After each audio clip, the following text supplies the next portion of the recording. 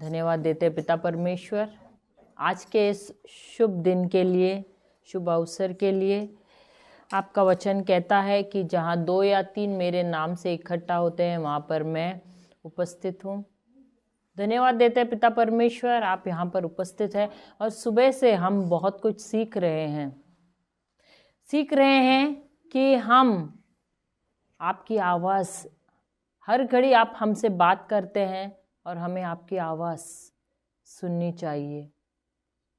जो आप हमसे बोलते हैं उसे सुनना है और उसके अनुसार कार्य करना है। शमूएल ने भी आपकी आवाज़ सुनी, वो भी एक बालक था, उसने आपकी आवाज़ सुनी और स्वीकार किया आपका वचन और बड़ा बन के वो नबी बना। आपने पिता परमेश्वर हम सबको बुलाया है आपके राज्य का नबी बनने के लिए। आपकी योजनाएं हर एक के लिए है, हर एक के जीवन के लिए है। और पिता परमेश्वर, जब तक हम आपके वचनों में नहीं बने रहेंगे हम सत्य नहीं जान पाएंगे और सत्य हमें मुक्त नहीं कर सकेगा। इसीलिए यीशु ने हमें कहा है कि हमें हर घड़ी, हर दिन वचनों में बने रहना है ताकि हम सत्य को जानें और यही सत्य हमें मुक्त कर देगा। हे पिता परमेश्वर, हम अब भी आए हैं, आज भी आए हैं आपका वचन सीखने के लिए और गहराई से। हम सब यहाँ पर आए हैं बड़ी बड़ी उम्मीदें लेकर, और जैसे आप वचनों का खुलासा कर रहे हैं, हर एक के जीवन में जो सवाल है उसका आप जवाब दे रहे हैं पिता परमेश्वर। और धन्यवाद देते हैं पिता परमेश्वर कि यहाँ पर जो भी ध्यान भंग हो रहा है, मैं उस आत्मा को उस पर अधिकार लेते हुए उसे बांधती हूँ प्रभु यीशु के नाम से, और उसे यहाँ से निकल बाहर होने का हुक्म देती हूँ प्रभु यीशु के नाम से और पवित्र आत्मा के सामर्थ्य से। हे पिता परमेश्वर, मैं धन्यवाद देती हूँ कि यहाँ पर शांति बनी रहेगी और जो भी वचन यहाँ पर प्रचार किया जा रहा है हर एक के दिल में वो बस रहा है और उसी के अनुसार हर एक भाई बहन कार्य कर रहे हैं, ये मैं विश्वास करती हूँ। हे पवित्र आत्मा, नियंत्रण लीजिए हम सबके जीवन पर, मेरे कंठ पर, मेरे मुख पर, मेरे विचारों पर, मेरे मन पर, और जो कुछ भी शब्द आ रहे मेरे मुख से वो सिर्फ और सिर्फ आप ही के हों। नए नए उदाहरण, नए नए दृष्टांत और गवाहियाँ याद दिला देना पवित्र आत्मा, ताकि ये प्रीचिंग और टीचिंग और भी सरल हो जाए और आसान हो जाए। यह प्रार्थना हम करते प्रभु यीशु के नाम से। आमेन, आमेन और आमेन। हालेलुया, हालेलुया, जय यीशु। तो सुबह से तो हम शमूएल के बारे में सुन रहे थे। उसको परमेश्वर ने छोटी सी उम्र में ही क्या किया था? चुना था। सही बात है। तो प्रभु हम सबसे बातें करते हैं। Hallelujah, hallelujah. तो हम आगे बढ़ते हैं, हम जाते हैं रोमियो की किताब 8वां अध्याय 28वां वचन। रोमियो की किताब 8वां अध्याय नए नियम में है 28वां। हम जानते हैं जो लोग परमेश्वर से प्रेम रखते हैं उनके लिए सब बातें मिलकर भलाई को उत्पन्न करती है। हाँ, अर्थात उन्हीं के लिए जो उसकी इच्छा के अनुसार बुलाए गए हैं। हालेलुया। वो आपका जो वाक्य शुरू हो रहा है उसमें और नहीं दिया है कीर्ति, उसमें और दिया हुआ है ना, वाक्य और से शुरू होता है ना। क्योंकि मेरे पास जो ट्रांसलेशन है इंग्लिश में भी है एंड यानी और जो ट्रांसलेशन मेरा है उसमें ऐसे दिया गया, और हम जानते हैं कि हर परिस्थिति में वह आत्मा परमेश्वर के भक्तों के साथ मिलकर वह काम करता है जो भलाई ही लाते हैं उन सब के लिए जिन्हें उनके प्रयोजन के अनुसार ही बुलाया गया है। हालेलुया। हाँ, दोबारा पढ़ना फिर वो।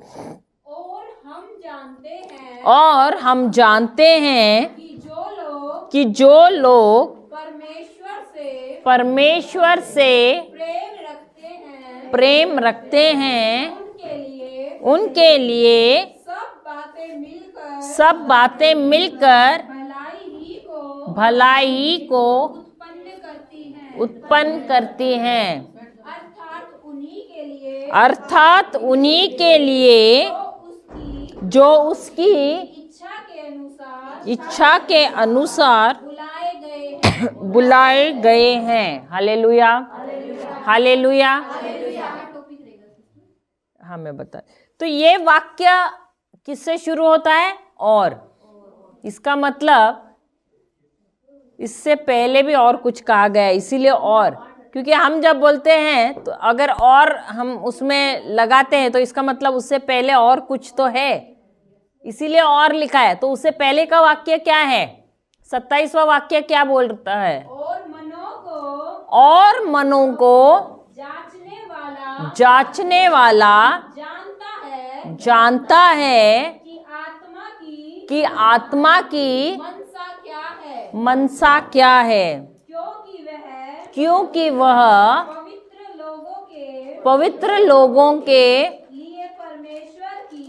लिए परमेश्वर की इच्छा के अनुसार विनती करता है। और उसके बाद वो वाक्य दिया है, और हम जानते हैं।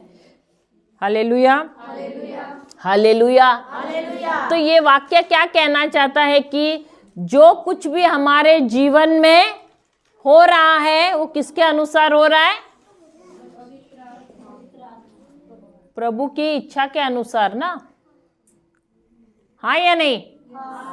तो इस परमेश्वर की इच्छा के अनुसार, इसका मतलब कहीं कोई डकैत होता है, कहीं खून होता है, कहीं बलात्कार होता है, कहीं और कुछ गलत काम होता है, प्रभु के परमेश्वर की इच्छा के अनुसार होता है ना।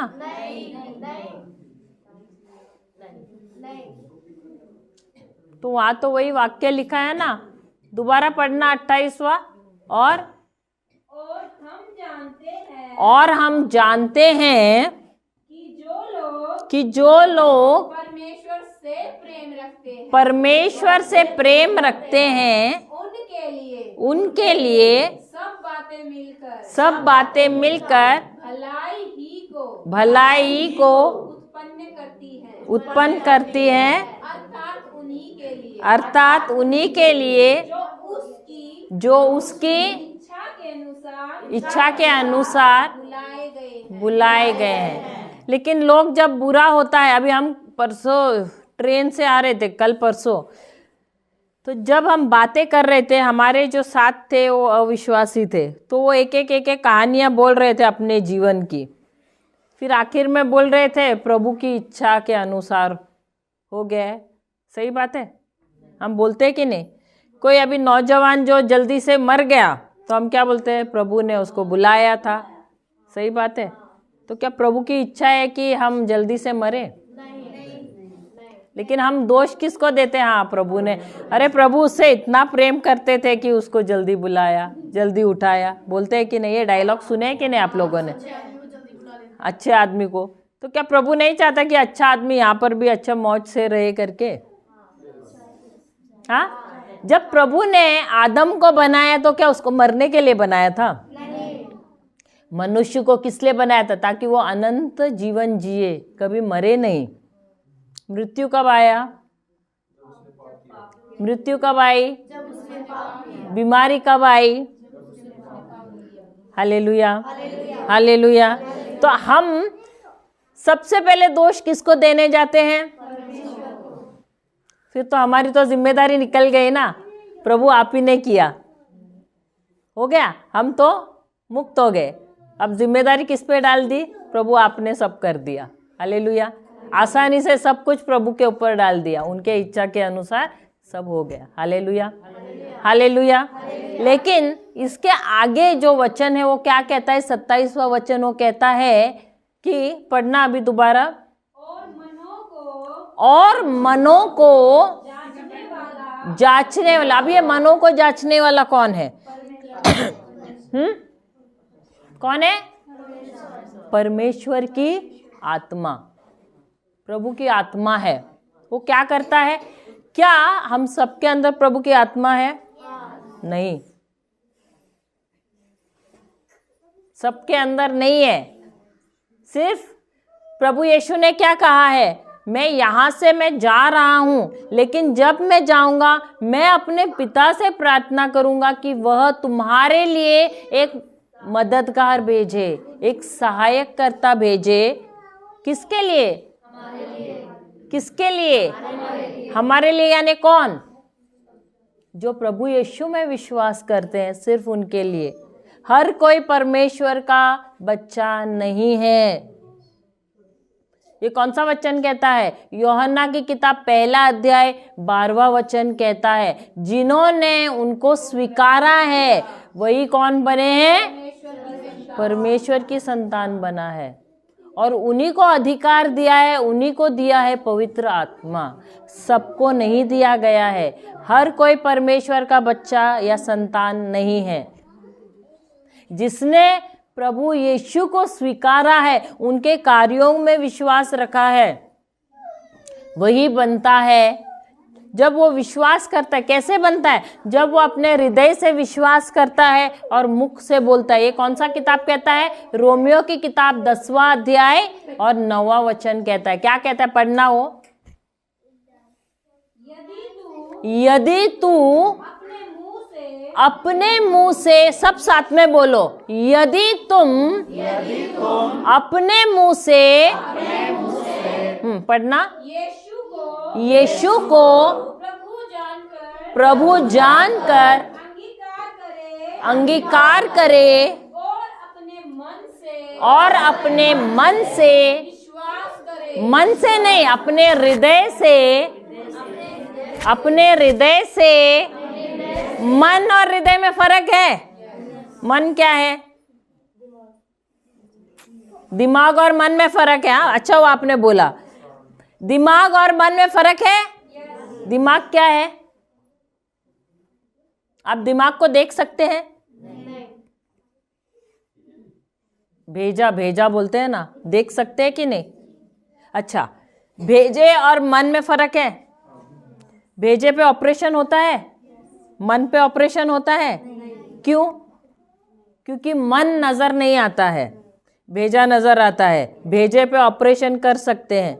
इंसान मरेगा तो भेजे को भी हम दफनाते हैं, मन को नहीं दफनाते हैं। क्यों? क्योंकि मन क्या है? आत्मिक है, अदृश्य है। लेकिन भेजे के ऊपर किसका अधिकार है? मन। मन राज चलाता है किस पर? भेजे पर। हालेलुया। तो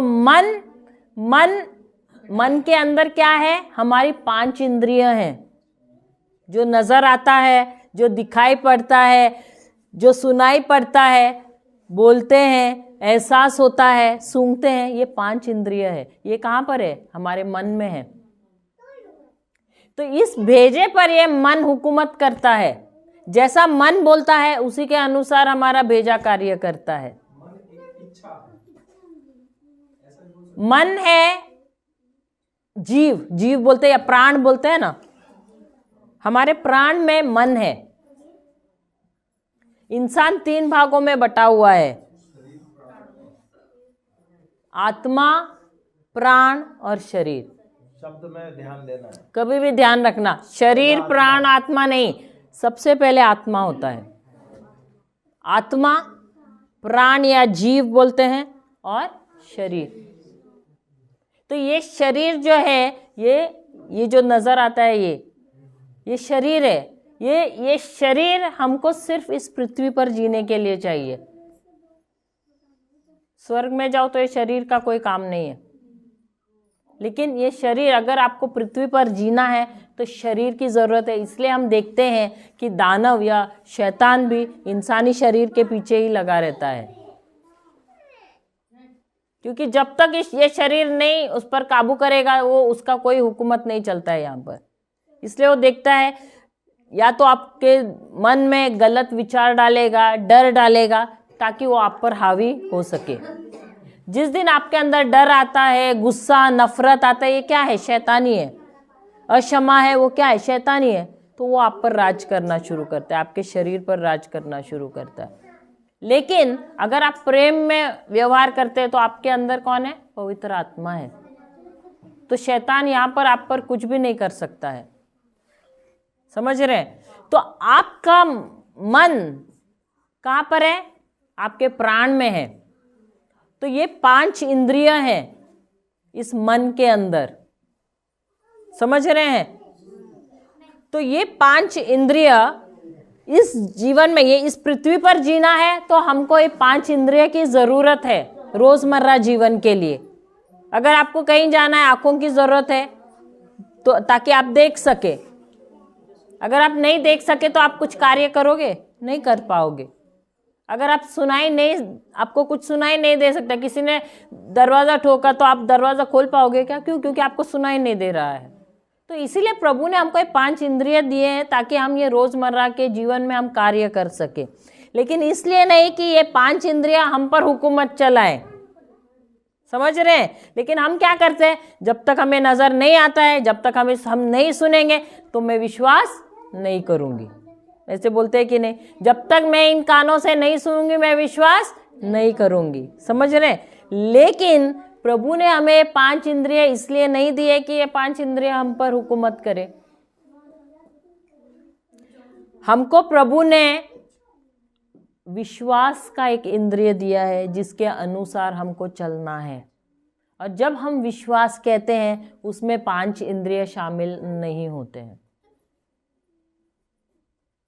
समझ रहे हैं? जब हम विश्वास ये शब्द इस्तेमाल करते हैं तो इसमें ये 5 इंद्रिय का काम है ही नहीं। विश्वास का अर्थ है कि मैं जो नजर नहीं आता है, जो सुनाई नहीं देता है, जो कोई बोलता है उस चीज पर मैं, या एहसास होता है उस चीज पर मैं विश्वास नहीं करती हूँ, परंतु जो प्रभु ने कहा है अपने वचन में उस पर मैं विश्वास करती हूँ। भले मुझे नजर नहीं आता है, भले मुझे सुनाई नहीं देता है, भले मुझे एहसास नहीं होता है, भले मुझे दिखाई नहीं पड़ता है, फिर भी जो प्रभु ने वचन में कहा है उस पर मुझे विश्वास है। समझ रहे हो? क्योंकि जो बाइबल में कहा गया है वो क्या है? वो अदृश्य है, वो आत्मिक है, वो इन आंखों से नजर नहीं आता है। समझ रहे हो? तो इसीलिए मन और हृदय दोनों में फर्क है। बाइबल को हमको मन से नहीं सीखना है, हमको हृदय से सीखना है, हृदय से विश्वास करना है। मन से विश्वास करोगे तो तुम भूल भी सकते हो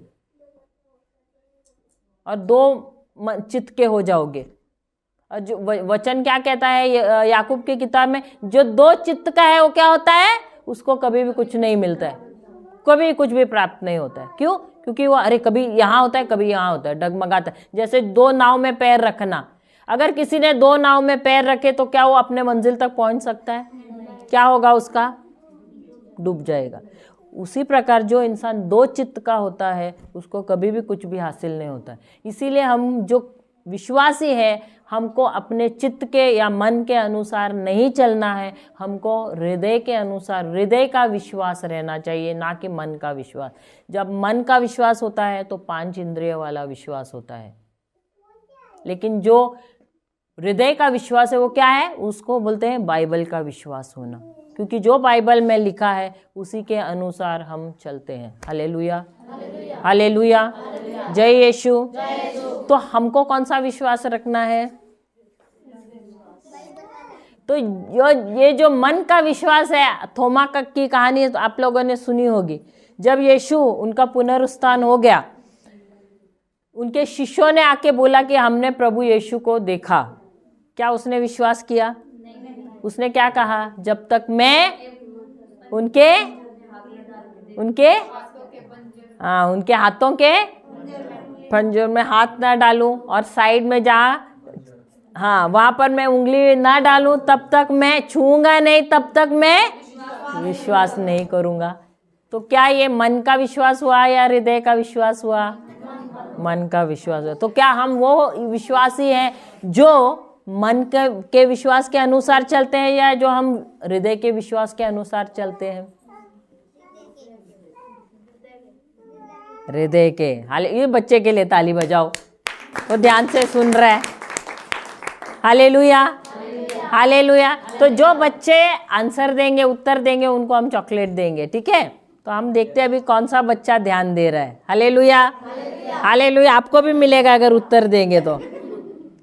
हालेलुया। तो हम किस प्रकार के क्रिस्ती हैं? किस प्रकार के विश्वासी हैं?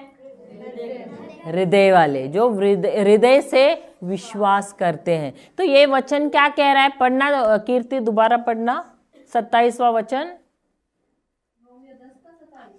हाँ, रोमियो 10 का 27, सॉरी, पढ़ना नहीं 27 नहीं, 10 का 9, सॉरी। हाँ, यदि तू अपने क्या वो हाँ बोल रहे हैं, हाँ, यदि तू अपने मुंह से यीशु को प्रभु जानकर अंगीकार करना, यानी क्या? स्वीकार करना। फिर और अपने हृदय से विश्वास करे कि परमेश्वर ने उसे मरे हुओं में से जिलाया, तो तू निश्चय उद्धार पाएगा। तो उद्धार कब मिलता है? जब हम मुंह से अंगीकार करते हैं, यानी मुंह खोल के बोलते हैं। अब ये कब मुंह खोल के बोलेंगे? जब हम हृदय से विश्वास करते हैं, तब हम मुंह खोल के बोलते हैं क्या? कि प्रभु यीशु ही मेरा प्रभु है। अब आप विश्वास किस में कर रहे हैं? कि प्रभु यीशु, उन्होंने मेरे लिए क्या किया है? क्रूस पर चढ़े, मेरे पाप, मेरे श्राप, मेरी बीमारी, सब कुछ उन्होंने क्या किया? अपने शरीर में ले लिया और मुझे उद्धार दे दिया। जब इसमें मैं विश्वास करती हूँ और मुंह खोल के मैं उनको प्रभु स्वीकारती हूँ, तब क्या होता है? मेरा उद्धार हो जाता है। हालेलुया, हालेलुया, जय यीशु। क्या आपने यीशु को देखा है? देखा है इन आंखों से? क्या उनको मार खाते हुए देखा है? नहीं देखा है। लेकिन कब विश्वास किया? बाइबल में जब पढ़ा या आपको प्रचार किया गया प्रभु यीशु के बारे में, तब आपने विश्वास किया। जब आपने विश्वास किया और आपने घोषणा की, ऐलान किया कि आप प्रभु यीशु को अपना मसीहा स्वीकार करते हैं, उस दिन क्या हुआ? आपका हृदय जो मर गया था आदम की पाप के वजह से, उसका क्या होता है? वो वही हृदय जो है वो उसका पुनर्जीवन हो जाता है, पुनर्जीवित हो जाता है। वो प्रभु की हृदय के साथ जुड़ जाता है। क्योंकि ये जो आपका हृदय, जो जब परमेश्वर ने प्रथम जब मनुष्य को बनाया था, तो उनका हृदय और प्रभु का हृदय एक था। तो वो प्रभु का, जब आदम ने पाप किया, आज्ञा का पालन नहीं किया, क्या हुआ? प्रभु का और उनका रिश्ता टूट गया। उसको कहते हैं कि मृत्यु आ गई, उनका रिश्ता नहीं रहा। तो जब प्रभु यीशु आए, प्रभु यीशु ने जो आज्ञाएं दी गई थी उन आज्ञाओं का पालन किया, एक भी आज्ञा उन्होंने तोड़ी नहीं परमेश्वर की। हमारे जगह पर उन्होंने हमारी जगह ली, हमारा स्थान लिया और उन्होंने हम परमेश्वर की हर एक आज्ञा का पालन किया। और उसके वजह से क्या हुआ, जब हम उनके कार्यों में विश्वास करते हैं, हम प्रभु यीशु में विश्वास करते हैं, तो जो प्रभु यीशु ने हमारे जगह पर रहकर उन्होंने जो कार्य किए, क्या हो जाता है, उसकी वजह से हमको उद्धार मिल जाता है। और उसकी वजह से जब हम ये स्वीकारते हैं तो हमारा हृदय और प्रभु यीशु का हृदय जुड़ जाता है, एक हो जाता है। Hallelujah, hallelujah. और हम बन जाते हैं स्वर्ग के नागरिक, हमको गोद लिया जाता है परमेश्वर के राज्य में। हालेलुया, हालेलुया, जय यीशु। तो हम बन जाते हैं परमेश्वर की संतान। हालेलुया। तो ये सौभाग्य हमको मिल जाता है कि हम परमेश्वर की संतान बन जाते हैं। तो इसके लिए हमको महान कार्य नहीं करना है, कोई कर्म जाके नहीं करना है, इसको खिलाना है उसको खिलाना नहीं, सिर्फ एक सादा ही चीज करना है। हमको सबसे पहले हमको मुंह खोल के बोलना है, प्रभु यीशु आप कौन है, मेरे प्रभु है। और हृदय से विश्वास करना है कि मैं विश्वास करती हूँ कि आपने मेरा जगह लिया है उस क्रूस पर, क्योंकि वो क्रूस किसके लिए था, हर एक के लिए था, हम सब के लिए था वो क्रूस। उस क्रूस पर हम दंड था, लेकिन वो दंड किसने लिया, प्रभु यीशु ने लिया, हमारी जगह उन्होंने ले ली और उन्होंने हमें उद्धार दे दिया। Praise the Lord, hallelujah. तो ये चीज जब हम करते, शैतान भी हमें नहीं रोक सकता है। यहाँ पर शैतान भी हमको रोक नहीं सकता है, कितना भी कोशिश करेगा, क्योंकि जब हमने निर्णय लिया है तो शैतान भी हमको रोक नहीं सकता है। Praise the Lord.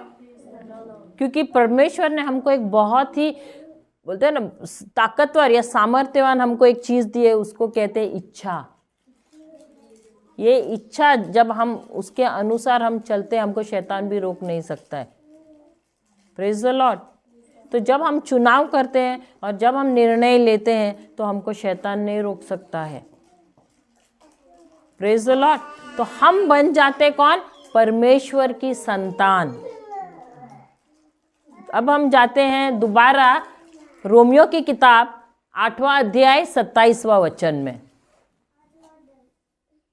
तो जब हम प्रभु यीशु को स्वीकार करते हैं तो हमारा हृदय बन जाता है नया, और फिर हमारा होता है पवित्र आत्मा में बपतिस्मा, और पवित्र आत्मा हमारे अंदर वास करता है। और वचन कहता है कि जब पवित्र आत्मा हमारे अंदर आकर वास करने लगता है तो वो हमें कभी भी छोड़ के नहीं जाता है, तब तक वो हमारे साथ रहता है जब तक हम इस संसार में हैं। Hallelujah, hallelujah. तो प्रभु यीशु ने परमेश्वर पिता परमेश्वर से प्रार्थना किया है हमारे लिए कि वो हमारे लिए एक मददगार भेजे जो हमारे साथ सदा रहेगा। और ये पवित्र आत्मा क्यों दिया गया है, ताकि वो हमारी हर घड़ी मदद कर सके। वो हर घड़ी जब हमारे समस्या है तो जब हम उनसे बात करते हैं, हम उनको बताते कि मुझे पता नहीं अब इस समस्या से मैं कैसे बाहर निकलूं, मुझे मार्गदर्शन दो, तो वो हमें मार्गदर्शन देता है। अगर हमको पवित्र आत्मा के साथ मिलन रखना है तो उसके लिए हमको क्या करना है, रोज उनके साथ बातें करनी है, उनकी आवाज सुननी है। तो उसके लिए आपको समय बिताना है, उसके साथ बात करना है, परिचित होना है आपको। अगर एक लड़का और लड़की एक दूसरे को पसंद करते, दूर से खाली टाटा बाय बाय करेंगे, हाय हेलो करेंगे, तो हो जाएंगे क्या परिचित? नहीं। तो उनको एक दूसरे से परिचित होना है तो मिलेंगे, कहीं जाकर बैठकर साथ में बात करेंगे, घंटों घंटों बात करते हैं कि नहीं? तो वैसे उनको पता चलता है अरे इसकी ये पसंद है, उसकी ये पसंद है, सही बात है, तो परिचित होते हैं। तो पवित्र आत्मा हमको दिया गया है ताकि हम एक दूसरे को जान सके, वो हमको मार्गदर्शन दे सके, वो हमको सिखाएं, वचन सिखाएं, वचन में हमको बढ़ाएं, तो इसलिए हमको पवित्र आत्मा दिया गया है, जो आगे की घटनाएं जो हमारे जीवन में होने वाली है उसके बारे में भी हमको आगाह करे, इसके लिए हमको पवित्र आत्मा दिया गया है। लेकिन क्या हम पवित्र आत्मा के साथ बैठकर बात करते हैं? जब हमको कोई वचन नहीं समझ में आता है तो वो समझाने के लिए पवित्र आत्मा हमको दिया गया है। लेकिन क्या हम बैठते पवित्र आत्मा के साथ? हाँ, तो बाइबल लेके जब हम बैठते हैं तो हमको पवित्र आत्मा से मदद मांगनी है कि मुझे ये वचन समझ में नहीं आया है, तो पवित्र आत्मा उसका खुलासा हमको दे देते हैं। Hallelujah, hallelujah. तो प्रभु यीशु ने ये जो पवित्र आत्मा हम सबकी मदद के लिए भेजा है, तो वो सिर्फ उसी कार्य के लिए नहीं, और भी कार्य है, पढ़ना भी हम सीखेंगे। और 27 और मनों को जांचने वाला जानता है कि आत्मा की मनसा क्या है, क्योंकि वह पवित्र लोगों के लिए परमेश्वर की इच्छा के अनुसार विनती करता है। हालेलुया। तो पवित्र आत्मा क्या करता है? वो हमारे हृदय को टटोलता है, हमारे हृदय में क्या क्या मनोकामना है वो देखता है। लेकिन वो ऐसे देखता है, इसका ये मतलब नहीं है कि वो हमारी मदद कर सकता है। सही बात है। कब वो हमारी मदद कर सकता है? हाँ, जब हम खुद अपना मुंह खोलेंगे। नहीं खोले तो कुछ भी नहीं कर सकते। अब जब हम अन्य भाषा में बातें करना शुरू करते हैं तब क्या करता है पवित्र आत्मा? जब हम शुरू करते हैं बोलना, तब वो हमारे संग संग जुड़ जाता है। वो क्या बन जाता है? हमारा पार्टनर। पार्टनर का मतलब समझते हैं ना?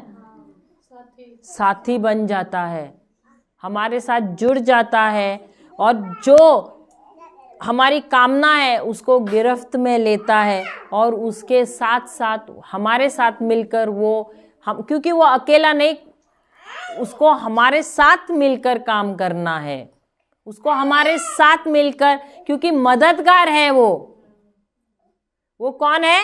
मददगार है। अभी जैसे गैरेज में, आप गैरेज में गए हैं, अब गैरेज में जब वो मैकेनिक काम करता है, वो अकेला कर सकता है क्या सब काम? गाड़ी के नीचे गया, अभी उसको स्क्रू ड्राइवर चाहिए, निकल के बाहर आएगा, अरे स्क्रू ड्राइवर लेगा, फिर थोड़े देर में उसको पाना चाहिए, वापस निकलेगा बाहर लेगा, ऐसा वो करेगा क्या? वो एक लड़के को रखते हैं ना छोटा सा, उसको बोलता है छोटू, उसको बोलता है अरे आजा, अरे आजा इधर, मुझे वो पाना दे दे, 10 नंबर वाला दे दे, 5 नंबर वाला दे दे, एक कपड़ा दे दे ग्रीस पोंछने के लिए, अरे वो मुझे स्क्रू ड्राइवर दे दे, बोलता है कि नहीं? तो वो लड़का कौन है? उसका हेल्पर है। समझ गए? अगर वो लड़का नहीं है तो उसका काम होगा क्या? उसी प्रकार जब हमारे साथ पवित्र आत्मा नहीं है तो हमारे जीवन में हम क्या हो जाते हैं? हिल जाते हैं।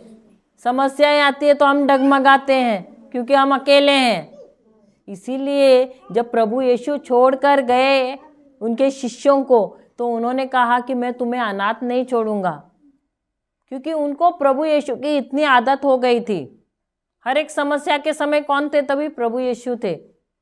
लेकिन अब जब छोड़ के जा रहे, बोल रहे, तो ये लोग डर गए, सब रोने पे आ गए, सबको मुसीबत नजर आने लगी। तो प्रभु यीशु ने बोला इसी कारणवश मैं मेरे पिता से प्रार्थना करूंगा कि वो तुम्हारे लिए क्या करे? एक सहायक कर्ता भेजे, एक हेल्पर भेजे, एक मददगार भेजे। तो हमारे लिए प्रभु ने एक मददगार भेजा है, पवित्र आत्मा, जो हर घड़ी हमारे संग संग रहता है। और जब हम अन्य भाषा में प्रार्थना करना शुरू करते हैं तो वो हमारे संग जुड़ जाता है। हमारी मनोकामना क्या है, हमारे हृदय में क्या है, वो सारी चीजें वो टटोलना शुरू करता है, देखना शुरू करता है। और उसी समय वो प्रभु का मन क्या है वो भी जानता है। प्रभु के परमेश्वर के मन में क्या है इस समस्या के बारे में हमारे लिए, तो हमारे साथ वो जुड़कर वो प्रार्थना करता है परमेश्वर से, और तब हमको उस समस्या के लिए हल मिलता है। Hallelujah, hallelujah. तो जब तक हम अपना मुंह नहीं खोलते हैं, क्या पवित्र आत्मा कुछ कार्य कर सकता है? नहीं कर सकता है। इसीलिए अन्य भाषा का वरदान हमें दिया गया है, ताकि जब हम मुंह खोलकर अन्य भाषा में प्रार्थना करें, पवित्र आत्मा हमारे साथ जुड़ जाता है। शब्द देने वाला कौन है? पवित्र आत्मा है। तो ये पवित्र आत्मा हमें नए नए शब्द देता है, नई नई भाषाएं देता है। उसी के अनुसार हम वो लेकर पवित्र आत्मा के साथ मिलकर हम प्रार्थना करते हैं। हम सिसक सिसक कर प्रार्थना करते हैं, ऐसा भी कहता है वचन, 26वां वचन। तो ये जो पवित्र आत्मा है उसे पता है कि आने वाली समस्याएं क्या है, आने वाले हमारे घटनाएं क्या है हमारे जीवन में, तो उसके अनुसार वो हमारे साथ मिलकर प्रार्थना करता है। दोबारा पढ़ना वो 27वां वचन। और मनों को जांचने वाला जानता है कि आत्मा की मनसा क्या है, जो कि वह पवित्र लोगों के लिए परमेश्वर की इच्छा के अनुसार विनती करता है। तो किसके इच्छा के अनुसार करता है? अब अधिकतर प्रार्थना करते हैं तो हम मनुष्य भाषा में करते हैं, तो किसके अनुसार, इच्छा के अनुसार हम प्रार्थना करते हैं? किसके? अरे प्रभु ये समस्या है तो इसका यही तोड़ दे दो, सही बात है। तो हम प्रभु को बताते भी कि हुक्म देते कि आप इसी के अनुसार कार्य करना हमारे जीवन में, सही बात है। अभी यहाँ पर प्रभु के इच्छा के अनुसार होना चाहिए कि हमारी इच्छा के अनुसार, लेकिन निर्देश कौन किसको देता है? प्रभु देते कि हम प्रभु को देते? हम प्रभु को देते हैं, सही बात है। लेकिन जब हम अन्य भाषा में प्रार्थना करते हैं तब कौन किसको हुक्म देता है, कौन किसके इच्छा के अनुसार कार्य करता है? पवित्र आत्मा परमेश्वर की इच्छा के अनुसार कार्य करता है। हालेलुया। तो कौन सा अच्छा है? हमारी इच्छा के अनुसार कार्य होना अच्छा है या प्रभु की इच्छा के अनुसार कार्य होना? जब हमारी इच्छा के अनुसार होता है तो क्या हो जाता है? हाँ, गड़बड़ हो जाता है। Hallelujah, hallelujah. तो इसीलिए हमको पवित्र आत्मा दिया गया है कि नहीं, ताकि वो हमारी सहायता करे, हर घड़ी हमें सहायता करे। उसके बाद का 28वां वचन ले अभी। और हम जानते, क्यों हम जानते हैं? क्योंकि जब पवित्र आत्मा हमारे साथ मिलकर जब परमेश्वर की इच्छा के अनुसार कार्य करता है, जब हम जुड़कर प्रार्थना करते हैं और परमेश्वर की इच्छा के अनुसार हमारे जीवन में कार्य होते हैं, तो क्या होता है? और हम जानते हैं, ऐसे कहा गया है, सही बात है। क्या हम सचमुच जानते हैं? क्या जानते हैं हम? क्या हम सचमुच जानते हैं? क्या हम सचमुच जानते थे? तो जानने का मतलब क्या है? जानने का मतलब क्या है? जानना ये शब्द है ना, तो जानने का मतलब क्या है? जानना। कभी कभी आप बोलते हैं ना, हाँ मैं तो बहुत कुछ जानती हूँ, बोलते हैं ना कोई कोई। तो जानना इसका मतलब क्या है? किसी भी चीज के बारे में पता होना। किसी भी चीज के बारे में पता होना। किस तरह पता होना?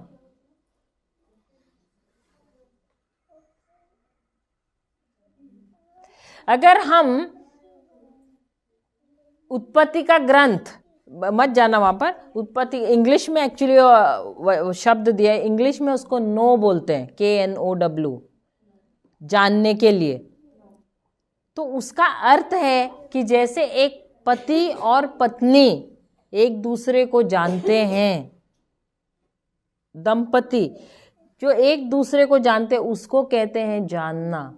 वो एक दूसरे को बहुत ही करीबी से जानते हैं। वचन कहता है, उत्पत्ति का ग्रंथ 4 अध्याय 1 वचन कहता है कि आदम ने एवा को जाना और उसके बाद क्या हुआ, वो गर्भवती हुई और उसने कैन को जन्म दिया। हालेलुया। तो जानना का मतलब वो है, उतनी गहराई से जैसे पति और पत्नी एक दूसरे को जानते हैं उसको कहते हैं जानना। बहुत ही करीबी से जानना, बहुत ही करीबी से संबंध रखना, उसको कहते हैं जानना। तो क्या हम जानते हैं हमको प्रभु को कैसे जानना है? उसी तरह उदाहरण मियाँ बीवी का, वही बहुत नया शादी करते हैं, क्या उन लोग जानते हैं क्या एक दूसरे को? जब नई शादीशुदा दंपति है वो नहीं जानते एक दूसरे को, लेकिन जैसे जैसे वो साथ में रहना सीखते हैं तो वो एक दूसरे को जानते हैं। Hallelujah, hallelujah. क्या उनके बीच में कोई किसी तीसरे को लेते हैं? नहीं, वो दोनों साथ में रहते हैं। तो प्रभु को भी हमको जानना है उसी प्रकार। हालेलुया। हमारा रिश्ता प्रभु के साथ ऐसा रहना चाहिए कि वहाँ पर जब हम उनकी उपस्थिति में बैठते हैं तो कोई भी तीसरा वहाँ पर हमारा ध्यान भंग करने नहीं आना चाहिए। उतना हमारा गहरा रिश्ता प्रभु के साथ होना चाहिए। तब हम कहते, पति पत्नी का रिश्ता कैसा, एक गहरा रिश्ता है और वो एक दूसरे को रोज और भी अच्छी तरह से जानते हैं। अगर किसी ने तीसरे ने आके कहा रे तुम्हारे पति को मैंने वो करते समय देखा, तो पत्नी अगर अपने पति को जानती है तो बोलेगी नहीं, मैं तो मेरे पति को जानती हूँ, वो ये काम कर ही नहीं सकते हैं। सही बात है। क्यों? क्योंकि उसने अपने पति को इतने करीबी से जाना है। अगर वो गलत काम करेगा तो बोलेंगे हाँ मैं तो जानती हूँ मेरा पति 100% वो काम करेगा। सही बात है। तो इसका मतलब पत्नी ने पति को इतनी अच्छी तरह से जाना है कि कोई और जानता नहीं है। तो वैसा उसको हम कहते हैं कि जानना। अब हाँ, एक दूसरे को इतना करीब से जानना कि भले कोई भी कुछ उसके बारे में उसके खिलाफ भी बात करे तो मैं उतना गारंटी से कह सकती हूँ कि नहीं, ऐसा कर ही नहीं सकता है ये व्यक्ति, क्योंकि मैं उसे जानती हूँ। इतना गहराई से उसके बारे में पता रहना, उसको समझना, उसको कहते हैं जानना। हालेलुया। अब आदम और एवा, उन्होंने क्यों परमेश्वर की आज्ञा का पालन नहीं किया? क्यों भंग किया आज्ञा का?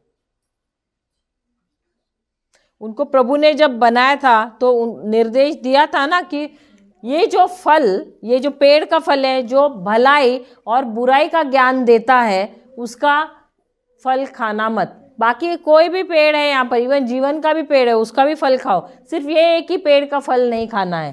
तो उन्होंने आज्ञा का पालन क्यों नहीं किया?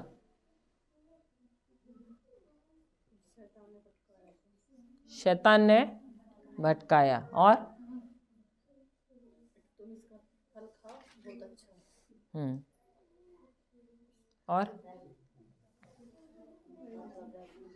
और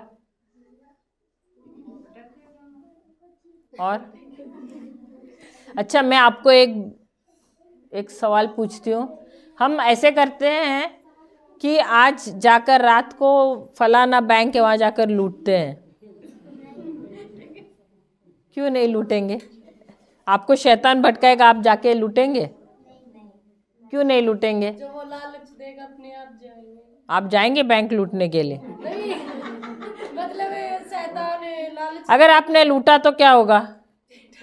नहीं, मैं उदाहरण आपसे ऐसे ही सवाल पूछा। अगर आपने लूटा तो क्या होगा? हाँ, पिटाई होगी, पुलिस। ये देखो, ये बच्चे को भी पता है कि क्या होगा, तो आपको उसका परिणाम पता है। सही बात, क्योंकि उसको वो जानता है कि ये चीज़ होने वाला है, तो इसीलिए वो बैंक लूटने नहीं जाएगा। उसी प्रकार आदम और एवा ने क्यों आज्ञा का भंग किया? क्यों पालन नहीं किया?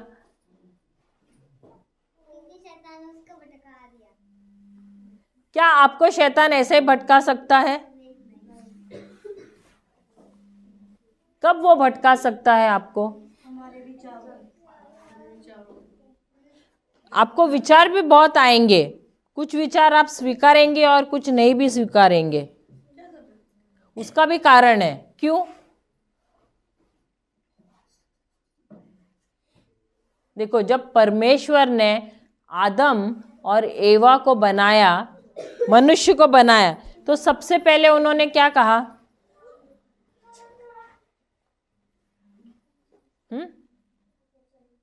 जब परमेश्वर ने आदम और एवा जब उन्होंने मनुष्य को बनाया, तो सबसे पहले उन्होंने क्या कहा कि हम मनुष्य को कैसे बनाए? अपने स्वरूप और समानता में। अपने स्वरूप और समानता में का मतलब क्या हुआ?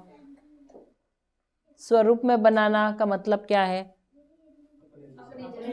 अपने जैसा बनाया, यानी आत्मा में अपने जैसे बनाया। आत्मा में अपने जैसे बनाने का मतलब क्या है?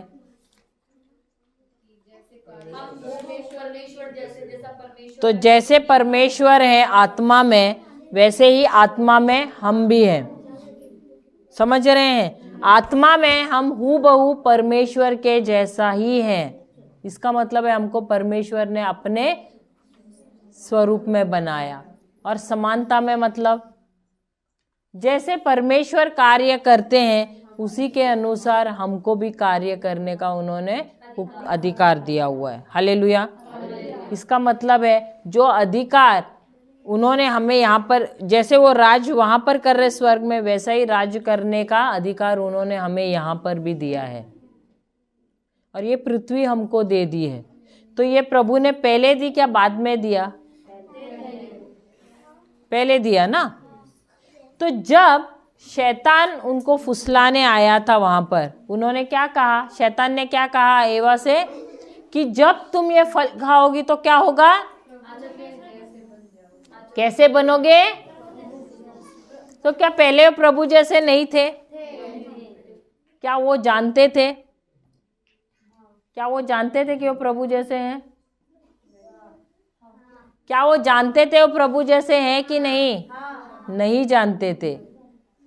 देखो, यदि आपको पता है परमेश्वर ने आपको उनके जैसे बनाया है, उनके स्वरूप में बनाया है, उन्हीं के समानता में बनाया, तो क्या आप वो फल खाने की देरी रखो? आप फल खाने की राह देखोगे क्या? क्यों? क्योंकि आप जानते हो कि आप वो फल खाए बगैर किसके जैसे हो?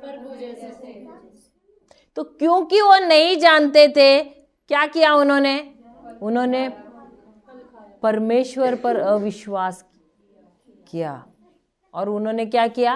वो फल खाया। अब वो अविश्वास होने का कारण क्या रहता है? कि वो जानते नहीं थे कि परमेश्वर ने उनको किनके जैसे बनाया है? अपने जैसे बनाया है। हालेलुया। तो यदि हम हमारे जीवन में गलत काम करते हैं, किस लिए करते हैं? क्योंकि हम नहीं जानते हैं कि परमेश्वर ने हमको, अब हम कैसे कहते हैं कि अरे परमेश्वर मुझे आशीर्वाद दो। क्या परमेश्वर ने हमको आशीर्वाद दिया है कि नहीं? कैसे पता है? क्या आप आशीषित हो? कैसे पता है? कौन सा वचन? बराबर है, सही कह रहा है। कम से कम कौन सा वचन कहता है? कौन सा वचन कहता है? एफिसियों की किताब 1 अध्याय 3 वचन क्या कहता है? कि परमेश्वर ने हमें हर एक आध्यात्मिक आशीषों से आशीषित किया है। लेकिन जो इंसान, जिस व्यक्ति को इस चीज के बारे में पता नहीं है, वो क्या करता है? प्रभु मुझे आशीर्वाद दो, मुझे आशीर्वाद दो, मुझे आशीर्वाद दो बोलता ही रहता है। सही बात है।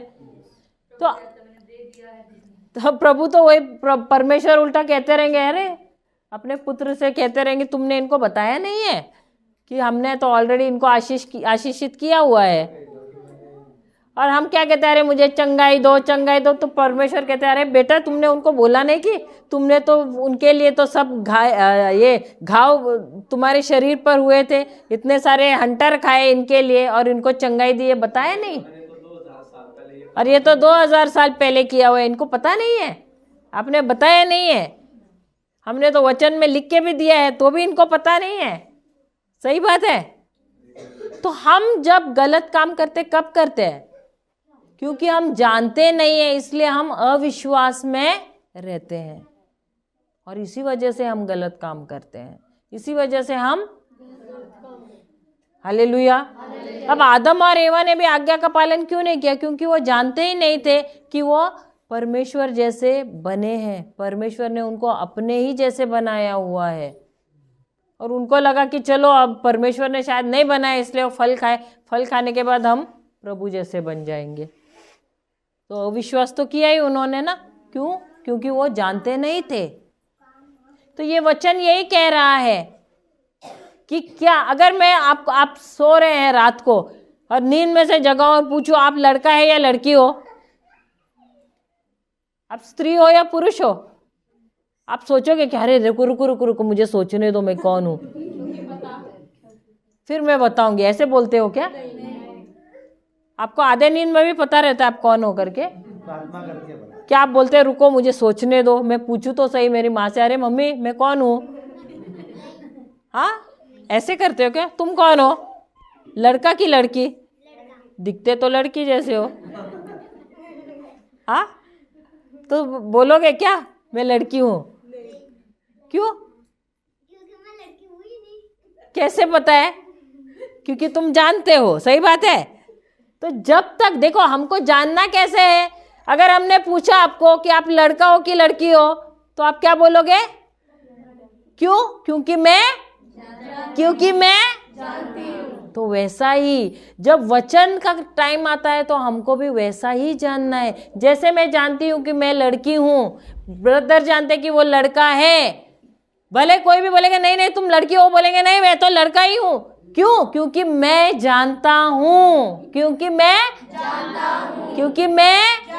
हूँ। तो वचन भी हमको उसी तरह जानना है। समझ गए? तो हमको डाउट नहीं करना है, शंका नहीं करना है, उसी तरह हमको भी जानना है। जिस प्रकार हम जानते हैं कि यदि मैं लड़का हूँ या लड़की हूँ, और कितना भी कोई बहकाने की कोशिश करेगा तो भी बोलेंगे नहीं मैं जानती हूँ। अगर मैं आपको बोलूं अगर हलवा आपको मीठा करना है तो आप क्या डालोगे? क्या? चीनी? यहाँ चीनी डालते हैं? नहीं, यहाँ पर चीनी डालते हैं। हमारे बम्बई में तो नहीं डालते हैं। तो नमक डालते हैं। और क्या डालते हो? और क्या डालते हो मीठा? हाँ बोलते हैं नमक डालते हैं। और क्या डालते हो मीठा करने के लिए? हाँ, आप लोग तो सब ट्रांसलेशन करके बता रहे मुझे। और क्या डालते हो? हलवा मीठा करने के लिए यहाँ पर चीनी डालते हैं और कुछ नहीं डालते हैं। नहीं, मीठा करने के लिए लोग भी ना। और क्या डालते हो? शक्कर भी डालोगे और गुड़ भी डालते हैं। गुड़ भी डाल देंगे, पतासे भी डाल देंगे। अरे बाबा मैं बोल रही हूँ हलवा जो गाजर का बनाते हैं ना उसको मीठा करने के लिए। हाँ, खोआ डालने से मीठा होता है? शुगर भी डालते हैं। अरे मैं बोल रही हूँ मीठा करने के लिए।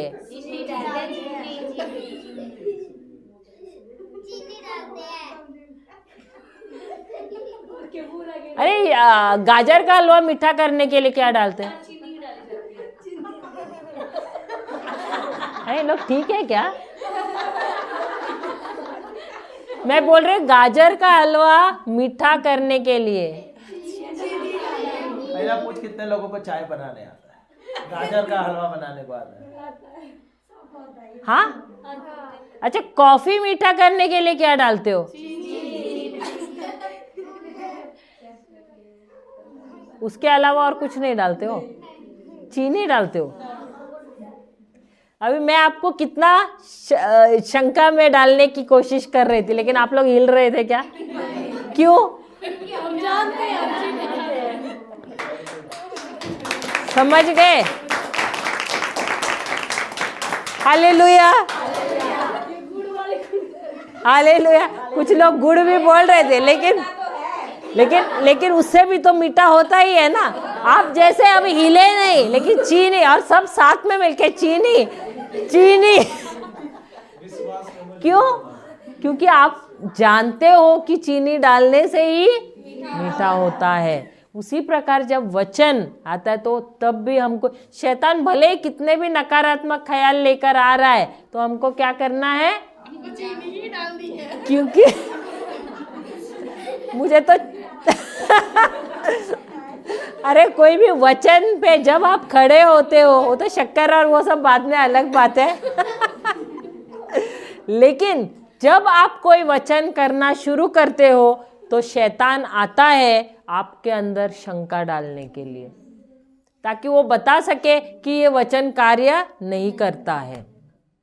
उस समय जैसे आप यहाँ पर खड़े हुए ना, चीनी चीनी डालते हैं, तभी आपको भी वो वचन लेकर खड़ा रहना है। कुछ भी हो, ये वचन जो प्रभु का है ना, उन्होंने कहा है, तो उसी के अनुसार ही कार्य करता है। जैसे चीनी डालने से हलवे में मीठा होता है, उसी प्रकार ये वचन लेकर हम खड़े हैं तो उसी के अनुसार कार्य होता ही है। Hallelujah, hallelujah. क्यों? क्योंकि हम जानते हैं, क्योंकि लिखा है। वही तो कर रहे थे प्रभु यीशु।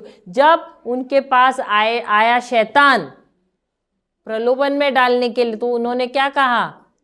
क्या कहा? किसी को भी नहीं मालूम। जब शैतान प्रभु यीशु को प्रलोभन में डालने को आ गया, 40 दिन के उपवास के बाद, सुना है ना, बपतिस्मा के बाद 40 दिन का उपवास रखा उन्होंने।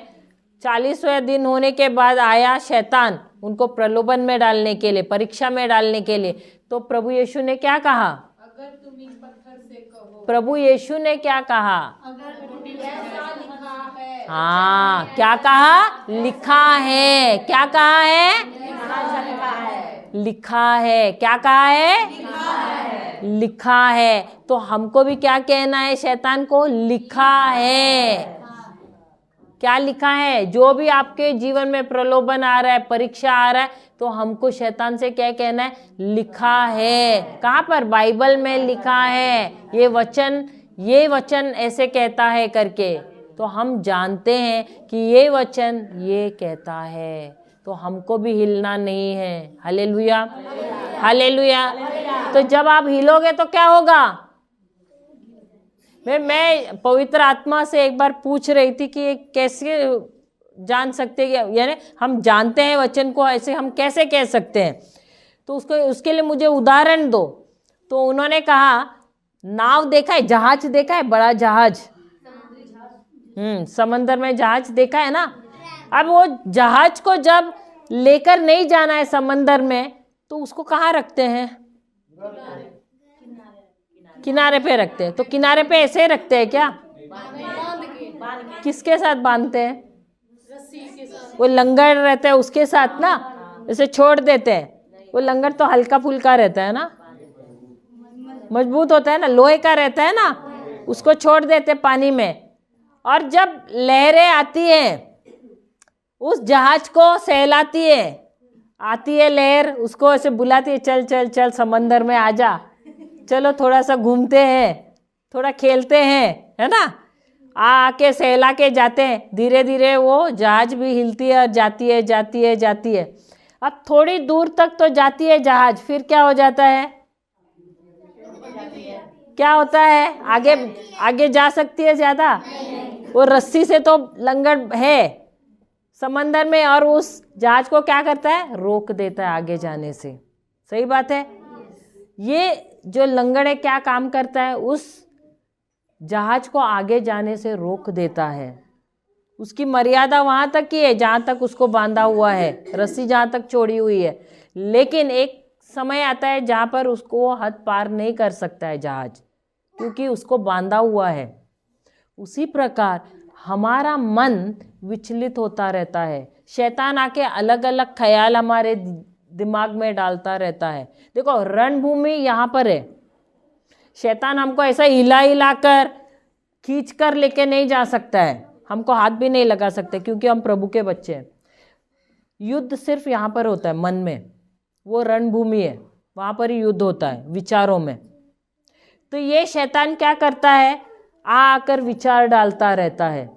आपने देखा है जब प्लेन को लैंड करना है एयरपोर्ट में, तो जब तक ट्रैफिक पुलिस है वो उसको सिग्नल नहीं देता है, तब तक वो एरोप्लेन नीचे लैंड नहीं कर सकता। वो आकाश में घूमता ही रहता है, घूमता ही रहता है, घूमता ही रहता है। जब सिग्नल मिलता है तो क्या होता है, वो आके लैंड कर देता है प्लेन। उसी प्रकार हमारे मन में भी हजारों ख्याल आते हैं। इन ख्यालों को लेना नहीं लेना किसके हाथ में है? अरे शैतान के हाथ में है ना, हमारे हाथ में है। हालेलुया। अब ये जो अलग अलग विचार जो शैतान डाल रहा है, अब कभी कभी हमारे बस में नहीं होती है, तो हमको क्या करना है, हमको हमारे पास प्रभु का वचन रखना है। तो ये जो वचन क्या कार्य करती है पता है? जिस प्रकार उस जहाज, अब वो बच्चा प्रचार कर रहा है कि मैं प्रचार कर रही हूँ, सबका ध्यान उस बच्चे पे गया, वो अपना काम करने दो, आप अपना काम करो। तो ये जो शैतान अलग अलग विचार देता है, उससे पहले हमको क्या करना है, हमारे इस मन को किससे बांधना है?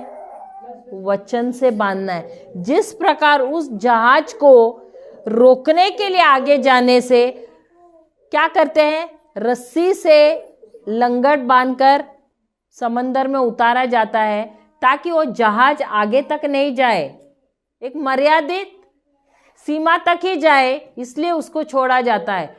तो हमको क्या करना है, जो प्रभु का वचन है उसको लेना है और हमारे मन के साथ कस के बांधना है उस वचन को, ताकि यदि शैतान आए, अलग अलग विचार लेकर आए, तो जब ये मन को हम प्रभु के वचन के साथ बांधते हैं, भले मन विचलित हो रहा है, लेकिन अब मन को किसने बांधा हुआ है? प्रभु के वचन के द्वारा बांधा हुआ है। तो भले विचलित हो रहा है, तो ये वचन क्या कर रहा है, उसको कस के बांध रहा है, उसको आगे बढ़ने नहीं दे रहा है। अलग अलग चीजें हमको आकर्षित करती है मन को, लेकिन ये वचन क्या करता है, उस विचार को क्या कर रहा है, उस मन को क्या कर रहा है, वो उसको अपने काबू में ले रहा है। हालेलुया। जिस प्रकार वो लंगड़ है, वो रस्सी के द्वारा उस जहाज को आगे बढ़ने नहीं दे रहा है, उसी प्रकार ये जो वचन है, जब हम अपने मन को बांध के रखते हैं, तो ये वचन उस मन को गलत दिशा में जाने नहीं देता है। हालेलुया। और तब हम क्या होता है, हम जानते हैं, हम जानना शुरू करते हैं, ये वचन में जो लिखा है वैसा ही प्रभु की योजना है मेरे जीवन के लिए। हालेलुया। उसी के अनुसार मेरे जीवन में कार्य होने वाला है। हालेलुया, हालेलुया, जय यीशु। तो प्रभु ने वैसा ही कार्य मेरे जीवन में कर दिया है, और ये कहाँ हुआ है? आत्मा में हुआ है। तो मुझे इस वचन को क्या करना है? पकड़े रहना है। Hallelujah, hallelujah. अब पढ़ना उस वचन को, और हम जानते हैं कि जो लोग परमेश्वर से प्रेम रखते हैं, तो क्या हम परमेश्वर से प्रेम रखते हैं? कैसे पता? जानने से तो प्रेम नहीं कर सकते हैं।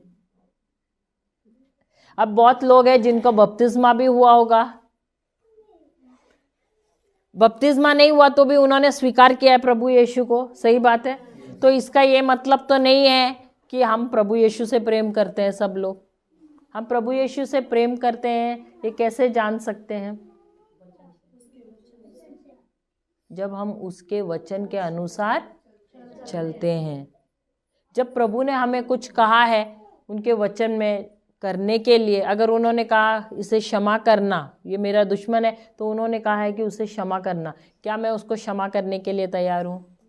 कुछ लोग ऐसे बोलते हैं हम तो मरेंगे लेकिन हम उनको क्षमा नहीं करें। मुझे याद है एक गवाही, हम काफ़ी मेरे ख्याल से 7-8 साल पहले एक स्त्री को हम हमारे बाइबल क्लास में थी वो, हम उनको मिलने को गए, उन्होंने बुलाया उनके घर पे थोड़ा सा सलाह काउंसलिंग वगैरह करने के लिए, सलाह देने के लिए। तो हम गए उनके घर पे, तो बोलने लगी मुझे कमर में बहुत दर्द हो रहा है बहुत सालों से और दर्द जा नहीं रहा है। तो हमने बोला आपको शायद बहुत अक्षमा है, इसकी वजह से दर्द नहीं जा रहा है। तो बोलने लगी हाँ वो तो है, मुझे तो बहुत, मेरे मम्मी के ऊपर तो बहुत बड़ी औरत है, उनके तीन बच्चे हैं, बड़ी लड़की की भी शादी हुई थी, बड़े बेटे की भी शादी हुई थी, हाँ तीनों बच्चों की शादी हुई थी बराबर, 2 पोते पोतियाँ भी है उनके। तो हमने उनको कहा कि वो उस समय 2 पोते पोतियाँ थी उसको। तो उन्होंने कहा हाँ मुझे अपनी माँ से बहुत गुस्सा है बहुत सालों से, और मेरे बहनों से भी बहुत गुस्सा है, क्योंकि उन्होंने बहुत कुछ मेरे साथ किया, नाइंसाफ़ी की, ऐसे वैसे बहुत कुछ बोला उन्होंने। अब मुझे याद नहीं क्या बात किया था, लेकिन बोलने लगी कि मुझे बहुत गुस्सा है उन पे, मैं तो उनको क्षमा नहीं कर सकती हूँ। तो हमने उनको बहुत समझाया और कहा कि आपको उनको क्षमा करना है, क्योंकि ये प्रभु कहते हैं। तो बोलने लगी नहीं मैं नहीं क्षमा कर सकती। तो हमने कहा कि आपको वहाँ जाकर उनको नहीं कहना है कि हम आपको क्षमा कर रहे हैं, यहाँ पर बैठो और आप उनको क्षमा करो, फिर हम प्रार्थना भी करेंगे और आपका कमर दर्द निकल जाएगा। तो बोलने लगी मैं मरूंगी लेकिन मैं उनको क्षमा। तो हम तो दोनों एक दूसरे को देखने लगे, हे भगवान इनका डायलॉग ऐसे आया इतना भारी। तो हमने तो फिर बोला ऐसे ही छोटा मोटा प्रार्थना किया, हम निकल। खाली बम्बई में होता है यार, हाँ यहाँ पर तो नहीं होता है, शायद आप लोगों के लिए नया डायलॉग है ये। आप लोग तो क्षमा कर लेते हैं ना सबको। हाँ आपने तो ये डायलॉग कभी सुना नहीं है ना। सब प्रेम से जाता है। ज्यादा प्रेम से भरे हुए हैं। हाँ यहाँ पर सब, अरे क्या डूबे हुए। हाँ डूबे हुए हैं प्रेम से, हाँ भरे हुए। अरे वाह वाह बहुत अच्छी बात है। अच्छा तो हमने एक छोटा प्रार्थना किया और हम निकल गए क्योंकि बहुत समझाने की कोशिश की तो सुन तो नहीं रही थी क्षमा करने के लिए। अभी अपने खुद के माँ को, अपनी खुद की माँ और बहनों को क्षमा करने को तैयार नहीं, तो हम बोले अब और क्या बोल सकते इतना बोलने के बाद भी। तो हम निकल गए। अब कुछ 6 महीने के बाद ही लगता है उनका फ़ोन आ गया, सुबह सुबह, वो भी 7 बजे या 6:30, हाँ 7 साढ़े 7 के करीब कुछ कॉल आया। तो मुझे बोलने लगी सिस्टर, नहीं उनकी बेटी का कॉल आया, बेटी का, उनका नहीं उनकी बेटी का कॉल आया, और बोलने लगी सिस्टर मेरी मम्मी एडमिट है हॉस्पिटल में। मैं बोला क्या हो गया? बोली उनको बोला है हृदय में उनका ब्लॉकेज है और उनको एंजियोप्लास्ट करने वाले हैं। तो बोला मैं क्या करूँ अब? तो बोलने लगे आप प्रार्थना कीजिए। मैं बोला मैं तो प्रार्थना नहीं कर सकती हूँ। तो बोली क्यों? मैं बोला आपकी मम्मी तो खुद की माँ को और बहनों को क्षमा नहीं कर सकती है, खुद ही ने तो रुकावट डाला है, तो मैं क्या प्रार्थना, मेरा प्रार्थना करने से क्या? प्रभु खुद आए तो भी उनको नहीं कुछ कर सकते हैं, क्योंकि वो खुद के लोगों को ही क्षमा नहीं कर सकती है।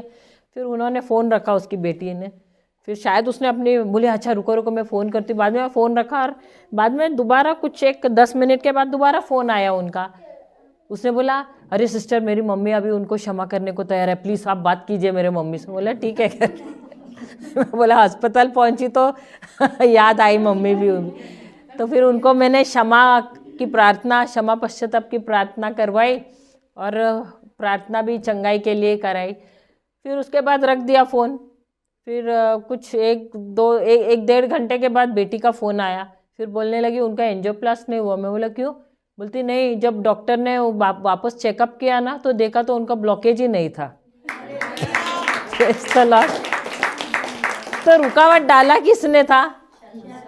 खुद ही ने डाला था रुकावट। शैतान ने नहीं डाला, उसी खुद ही ने डाला। शैतान आया था क्या वो उधर रुकावट डालने के लिए? वो खुद ही ने तो रुकावट डाला। हालेलुया, हालेलुया, जय यीशु। तो रुकावट डालने वाले कौन है? कैसे? जब हम आज्ञा का पालन नहीं करते हैं। प्रभु तो बोलते हैं सबको क्षमा करो, सबसे प्रेम करो। तो जब हम खुद ही ये सब रुकावट डालते हैं, हमारे जीवन में अच्छाई होगी क्या? तो जब हम उनकी आज्ञा का पालन नहीं करते हैं तो क्या हम साबित करते हैं हम उनसे प्रेम करते हैं? तो जो प्रभु से प्रेम करते हैं, यीशु ने कहा है ना, जो मुझसे प्रेम करेगा वो क्या करेगा? मेरी आज्ञाओं का पालन करेगा। क्या करेगा? तो वो वही कह रहे हैं उनके लिए। वापस पढ़ना वो 28वां वचन। और हम जानते हैं कि जो लोग, देखो सब लोग नहीं बोला है, उन्होंने ये नहीं बोला कि सब लोग। तो इसका मतलब यहाँ निर्णय किसको लेना है? हमें लेना। इसीलिए उन्होंने कहा कि जो लोग, इसका मतलब भले हमें बपतिस्मा भी लिया है, हम विश्वासी भी हो गए हैं, लेकिन कुछ लोग किस लिए हुए हैं? यीशु को क्यों स्वीकार है? डर से, अरे मुझे नरक में नहीं जाना है। वो अपने आप को बचाव करने के लिए यीशु को स्वीकारा है। कुछ लोग ऐसे जो मतलब के लिए किया, लेकिन प्रभु कहते हैं भले तुमने बपतिस्मा लिया है, नहीं लिया है, लेकिन प्रेम जो मुझसे करता है वो क्या करता है? हाँ, वो मेरी आज्ञाओं पर चलता है। और उसी वजह से वो जानता है, वही इंसान जानता है, वही व्यक्ति जानता है जो मुझसे प्रेम करता है। क्या जानता है? अभी पढ़ना कि जो लोग परमेश्वर से प्रेम रखते हैं उनके लिए कुछ बातें मिलकर, अरे कुछ बातें कि सब बातें, सब बातें मिलकर भलाई को उत्पन्न करती हैं। Hallelujah, hallelujah. तो जब हमारे जीवन में खुशियाँ आती है तो हम बोलते हैं अरे प्रभु आप कितने अच्छे हो। जब दुख आता है तब हम क्या बोलते हैं? अरे प्रभु मैं ही मिला। सही बात कही। हाँ, सही बोलते हैं। होता है कि नहीं? मैंने कौन से जन्म के पाप किए थे जो ये ऐसे डायलॉग हरियाणा में होते हैं? हमको लगा खाली बॉम्बे में मिलते हैं सुनने के लिए। हाँ, खुशियाँ होती है तो बहुत ही अरे प्रभु आप तो कितने अच्छे हैं, और दुख आता है तो प्रभु मैं ही। हाँ, तो बड़े बड़े डायलॉग आ जाते हैं, पता नहीं कौन से फिल्मों के डायलॉग आ जाते हैं। हालेलुया, हालेलुया, जय यीशु। तो यहाँ पर वचन कहता है कि जो लोग प्रभु से प्रेम रखते हैं क्या होता है? उनके लिए सारी बातें मिलकर भलाई को उत्पन्न करती हैं। तो अभी आप लोगों ने समझो, आपके घर पे किसी मेहमान को बुलाया। आप लोग यहाँ पर बुलाते हैं ना मेहमानों को, तो खाना खिलाते हैं कि नहीं? क्या खाली पेट ही भगाते हैं? हाँ, खिलाते हैं ना। तो जब दावत देते हैं तो आप लोग क्या करते हैं? चावल रखते हैं, कच्चा चावल, फिर लाके रखते तुअर की दाल, फिर लाकर रखते हैं थोड़ा आलू, कच्चा आलू, फिर थोड़ा धनिया रखते हैं, फिर थोड़ा मिर्ची रखते हैं, फिर थोड़ा लहसुन रखते हैं, फिर अदरक रखते हैं, फिर कड़ी पत्ता रखते हैं, नमक रखते हैं, तेल रखते हैं। ऐसे करते हो? अरे यहाँ नहीं करते। हरी मिर्च रखते हो, हाँ, सरसों रखते हो, जीरा रखते हो, काली मिर्च रखते हो। ऐसा नहीं रखते हो और फिर बोलते ये लो भाई खाना खा लो। ऐसे नहीं करते हो। अगर ऐसे दिया तो फिर अलग अलग लेके खाओ, उठा उठा के। हाँ, किचन में रखते हैं। तो दावत में ऐसे रखते नहीं है। क्यों नहीं रखते हैं?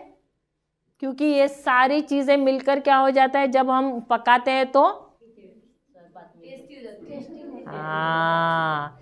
तो कभी कभी हमारे जीवन में कुछ लोग आते हैं आलू का काम करते हैं, कुछ लोग आते हैं नमक जैसा काम करते हैं, कुछ लोग मिर्ची वाला काम करते हैं, हाँ, कुछ लोग हाँ, कुछ लोग अदरक का काम करते हैं, कुछ लोग काली मिर्च का काम करते हैं, कुछ लोग तेल का काम करते हैं। होता है कि नहीं? तो हम ऐसे लोग आते हैं तो हम क्या बोलते हैं? अरे क्या मेरे जीवन में ऐसे आके करना था। हाँ, एकदम मिर्ची जैसी है, मिर्ची जैसे बातें करती है। बोलते हैं कि नहीं? तेज मिर्ची है ये, जले पे नमक छिड़क के गई। होते हैं ना। लेकिन वचन क्या कहता है? ये सारी चीज़ें जब हम मिलकर पकाते हैं, फिर ये सारी चीज़ें क्या करते हैं? जो अपने अंदर जो अच्छी चीज़ें हैं उसको क्या करते हैं? जब उबलता है तो क्या उसके अंदर से जो अच्छाई है वो निकलती है कि नहीं? जब प्रेशर आता है तो क्या होता है, उसके अंदर से नमक, अगर नमक नहीं हो खाने में तो अच्छा लगे। आपने तो सब मसाले अच्छे डाले लेकिन नमक ही डालना भूल गए, क्या हो गया? खाओगे खाना? ऐसे करो, मिर्ची मत डालो, अच्छा लगेगा खाने को? फिर हर अलग अलग जो मसाले आप डालते हो उसमें, जब तक उसके अंदर से अच्छाई नहीं निकलती है, क्या खाना स्वादिष्ट बनता है? नहीं बनता है। अगर आप हल्दी भी नहीं डालो ना तो भी देखो फर्क पड़ता है, मिर्ची भी नहीं डालो तो फर्क पड़ता है, नमक नहीं डालो तो फर्क पड़ता है, लवंग नहीं डालो तो फर्क पड़ता है। तो देखो कोई कोई बहुत स्वाद से खाने वाला बोलेगा अरे इसमें देखो ये कम है, वो कम है, लेकिन जब वो प्रेशर आता है, जब आप खाना पकाते हो, ये सारे मसाले जो है अपने अंदर की जो अच्छाई है वो उसके अंदर, वो उस खाने में क्या करता है, वो दे देता है, वो जमा कर देता है। और जब उसमें से अच्छी अच्छी खुशबुएं आती हैं तब आप बोलते हैं कितना अच्छा बना है, अरे भूख भी लग रही है, होता है कि नहीं? हाँ, कभी मिलेगा खाना, राह देखते हो, इंतज़ार करते हो कि नहीं? सही बात है। और जब खाते हो तो हाँ कितना लाजवाब खाना बना है, अरे इसमें तो नमक तो मस्त, अरे मसाला तो इतना अच्छा निकाला है, अरे इनको सबको भूख लगने भी लग गई, मैंने तो अभी तक बताया भी नहीं क्या बनाया है करके। आलू चावल, हालेलुया। खिचड़ी बनाई, खिचड़ी बहुत ही स्वादिष्ट खिचड़ी बनी है, आलू चावल, हालेलुया हालेलुया। तो यदि ये सारी चीजें मिलकर अपने अंदर की अच्छाई नहीं निकलेगी, अगर नमक बोलेगा अरे मेरे वजह से तो अच्छा बना है, मिर्ची बोलेगी अगर मैं नहीं रहता तो होता क्या, तो लड़ाई हो जाती तो हाँ, तो वैसे ही, लेकिन ये बिना लड़े हर एक जो है सामग्री अपना अपनी अच्छाई जो है वो उस खाने में क्या करता है, उसमें दे देता है अपनी अच्छाई, और उसके वजह से वो खाना क्या होता है, टेस्टी बन जाता है, बहुत ही स्वादिष्ट बन जाता है। वैसे ही हमारे जीवन में अलग अलग समस्याएं हैं, लेकिन ये अलग अलग समस्याएं, भले कभी कभी ऐसे होता है कि दुश्मन हमारे जीवन में अलग चीज़ें लाता है ताकि हमारा नाश हो। अभी हम बोलते हैं ना, पिछले हफ्ते में ही हमारा एक मकान बांध रहे, तो हमारा एक दुश्मन है, वो बार बार पुलिस को फ़ोन कर रहा है, हमको मालूम नहीं है एक्चुअली, आज ही पता चला यहाँ पर किसी ने फ़ोन करके बताया हमको। और पुलिस आ रही थी, 3-4 बार आई, हमारे वर्कर को लेकर गई, फाइन मारा। फिर बीएमसी ऑफिस में भी हम गए, उधर भी हमारा पूरा ये हो गया, म्यूनसिपालिटी बोलते हैं ना, वहाँ पर जाकर पूरा उनको कागज़ वगैरह हमारे दिखाए कि हमारा ही जगह है, ये वो सब ऐसे करके सब कुछ हमारा हो गया। आज हमको फ़ोन आया, हमारी बिटिया का फ़ोन है, अभी मैं थोड़ी देर पहले जब ये प्रचार कर रहे थे तो बोलने लगी, हमारी पड़ोसन आई और वो बोलने लगी कि उसका बेटा उनकी दुकान पर गया, किसी के दुकान पे गया, तो उनकी बीवी ने देखा नहीं इस हमारी जो क्या है, नेबर जो है, नेबर को क्या बोलते हैं, पड़ोसन के बेटे को देखा नहीं उन्होंने। तो वो अपने पति से बोल रहे, अरे हमने कितने बार पुलिस को कॉल किया लेकिन फिर भी इन्होंने मकान बांध ही डाला। तो वो लड़के ने तो सुन लिया, वो आके अपने मम्मी को बताया, और उसकी मम्मी आई और मेरे सास को बताने लगे, अरे पता है क्या, वो फलाना आदमी ने जाकर उसने, वो बोल रहा, उसकी पत्नी उनको बोल रही थी कि कितना बार हमने पुलिस को फ़ोन किया लेकिन इनका तो घर बांधने को तो इन्होंने बांध भी दिया करके। तो हम वही बोलने लगे कि भले हमारा दुश्मन, और हम जानते हैं वो तो हम बहुत ही कट्टर दुश्मन, उसने खुद ने दुश्मनी की है हमसे, हमारा तो कुछ ये नहीं था, उल्टा मेरे ससुर ने उनको घर बांध कर दिया, उनका अच्छा ही किया था, लेकिन वो उल्टा फिर गया और वो बुरा करने को लगा, वो अलग बात है। तो फिर मैं वही बोलने लगी कि वचन वही कहता है कि तुम्हारा शत्रु कितना भी तुम्हारा बुरा करना चाहिए, लेकिन प्रभु क्या करता है, वही चीज़ को पलट कर तुम्हारी अच्छाई के लिए करता है। और देखो ना, उसी समय क्या हुआ, वो अदानी वाला, वो उधर से कटवा के मीटर लेके जाने वाला, तो वो हमारा जो नया मकान बांधा है वहीं पर उसने अपना डिब्बा लगा दिया। अभी हमको कनेक्शन भी चाहिए तो कनेक्शन के लिए भी आसान हो गया। तो सब देख रहे हैं, अरे, और अड़ोस पड़ोस वाले भी बहुत दुश्मन है वहाँ पर, सब देख रहे हैं, अरे डब्बा तो इनके यहाँ पर, ये तो इनको तो जितना चाहिए सप्लाई मिलेगा यहाँ पर तो प्रभु ना भले दुश्मन हमारे खिलाफ आ रहे हैं लेकिन सब कुछ अच्छाई के हर एक चीज ना सब हम देख रहे हैं, तो हमको करना था लेकिन प्रभु ने ऑलरेडी कर दिया है। तो दुश्मन तो ताक में था कि हमारा बुराई करे और जोर जोर से हंस भी रहे जब पुलिस आ रहे हो, तो हमारा तो ध्यान उसमें में नहीं। तो हम तो यही सोचे प्रभु इनके लिए इनके जीवन में कोई तो मजदूर को भेजो जो इनको वचन दे और इनका उद्धार हो जाए करके, हम तो वही बोल रहे थे।